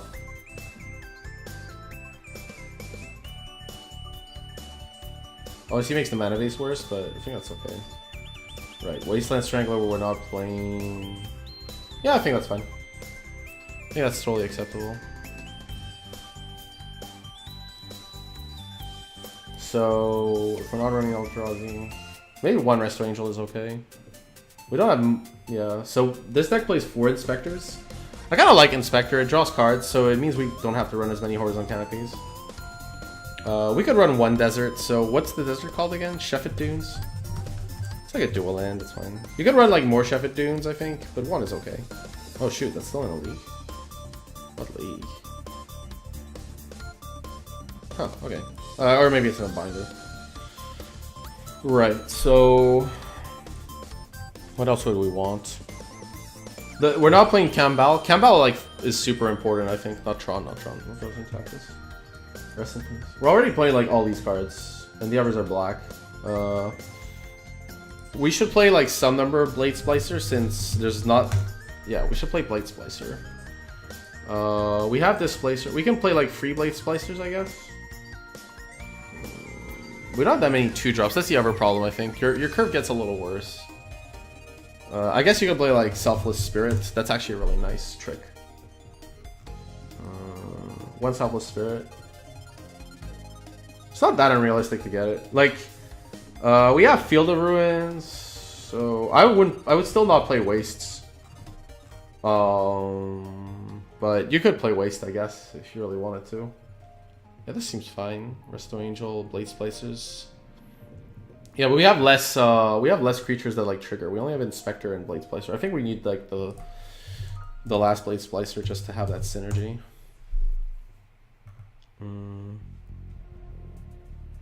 Okay. Let's just put the full names. That's easier. Okay, so we could put another one. If I put another one, then could cut the Selfless Spirit, or could cut the Resto Angel. Resto Angel is just a flash card. It's nice. I like cutting the... Okay, we can cut the Selfless Spirit. I think Selfless Spirit is a good sideboard card, though. And we have space. Actually, we could run Relic of Progenitus, too. We had no graveyard hate. That was actually kind of weird. I guess white sideboard cards are that good. You're never putting in Stony and Relic in the same matchups. Well, yeah, no, that's actually true. I thought Relic might have been good at some matchups. We didn't face them, but... Too many cards. No, we have Rest in Peace, sorry. We don't need Relic. That's right. Will be good. Last sideboard card. Dusk Dawn. Well, we have Thought-Knot here. What is Dusk Dawn? Like everything with power 3 or greater? Okay, Dusk Dawn wasn't so good. It kills like too much of your own stuff.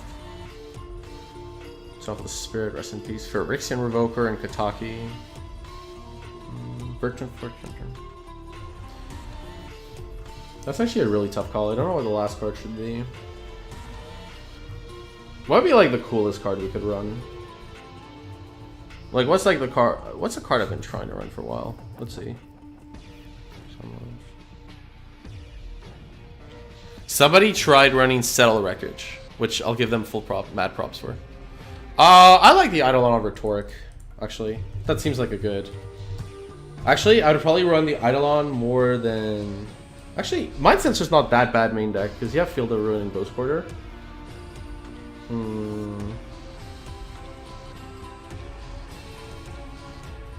Yeah, okay. Eidolon's good. Yeah, you want to run it out of basics with this configuration. And you have 1, 2, 3, 4, 5, 6, 7 basics. Should be fine. Right, something like this is... Yeah, I'd probably run something like this.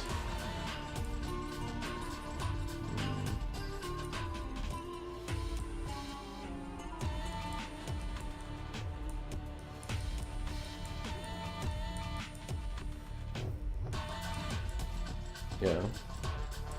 You could totally run something like this. Okay, I'm gonna like screen... Like... So if somebody... Like, I'm gonna screenshot this and stuff. Like, I think you can run Fodnatsir or Resto Angel, and I really like the ability to, like, take something from your opponent. I think that's more important than, yeah, we already have a, like, I think, like, looking at your opponent's hand is super critical, for what it's worth. We could play a Waste in this deck, too. They feel the Ruin with Waste is okay, because then, yeah, maybe a Waste. It's good against, at least. Makes your mana low a little worse. I think it's okay over a Plains, but... Yeah. Still have 6 Plains? I think that's fine. How many white sources do we have? Actually, this is pretty low. Oh, this is way too low. Yeah, we can't have this few white sources. We definitely had... Yeah, that was the thing, the difference with the other deck is, like, you had more dual lands. Maybe we need more Sheffet Dunes. Just as dual lands.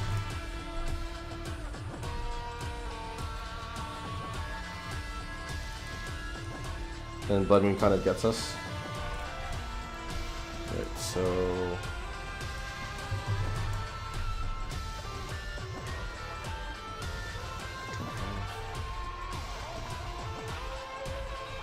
Yeah, this is pretty bad design, I guess, because, yeah, if I look at the other deck, how many white sources do we have? We had, wow, we only had 13. Dear God. But there were a lot more duels. Like, if we're playing a mono white deck, then we need more duels. I really like Fodnatsir. Maybe we can't run it, though. Really, really like it. But, like, yeah, these temples are really hurting our mana. Fodnat's so good, though. Like, it's just a big threat. It beats, like, everything you want to beat with it. I guess these Horizon Canopies aren't playable with... Oh, man, I love Canopies so much, too, but maybe not. Okay, so if we cut Canopies for Dunes, this kind of works out. We don't even need Dunes. We just want Plains. Yeah, not having the Canopies here is awkward, but we have a lot of things to do with our mana with Inspector and stuff. Kind of a, and we have a lot of lands that can sacrifice. Okay, so how many white sources is that now? 1, 2, 3, 4, 5, 6, 7, 8, 9, 10, 11. It's still the same, of course. Free Field of Ruin? I think this card is unreal.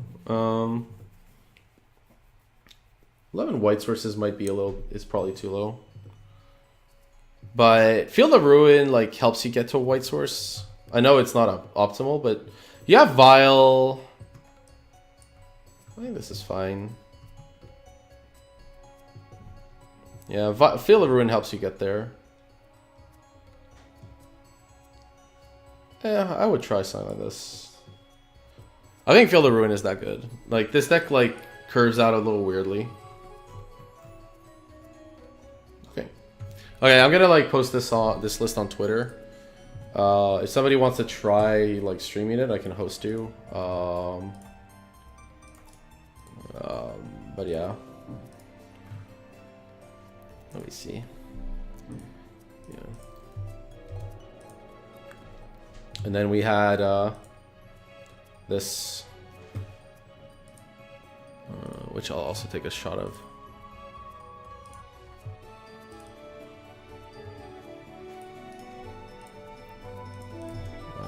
Right. Yeah, I think like Field of Ruin is really unreal. I don't think you've played enough with the card potentially.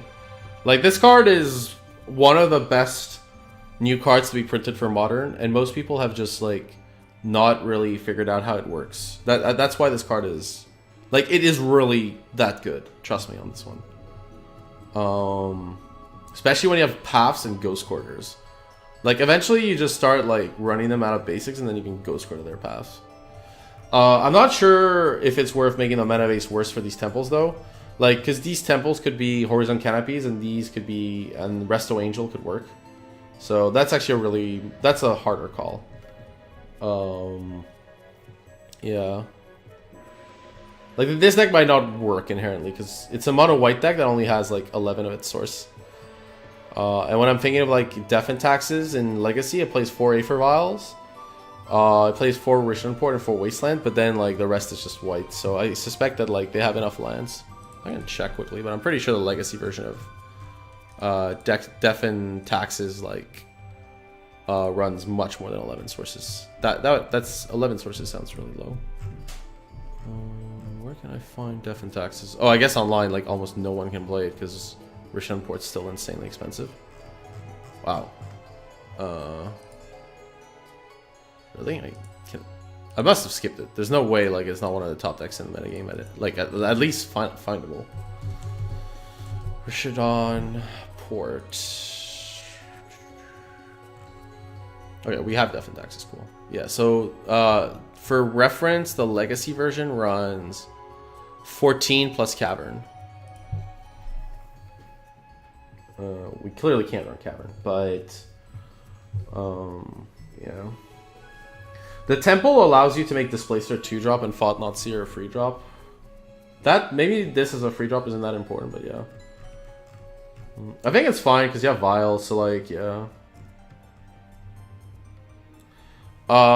Like you'd think this card is better. Like think about it this way, right? Like it's you're not playing Stone. Like if you're playing Stone Rain, but it's actually a land, then that's kind of insane. You're also never down a card, so like.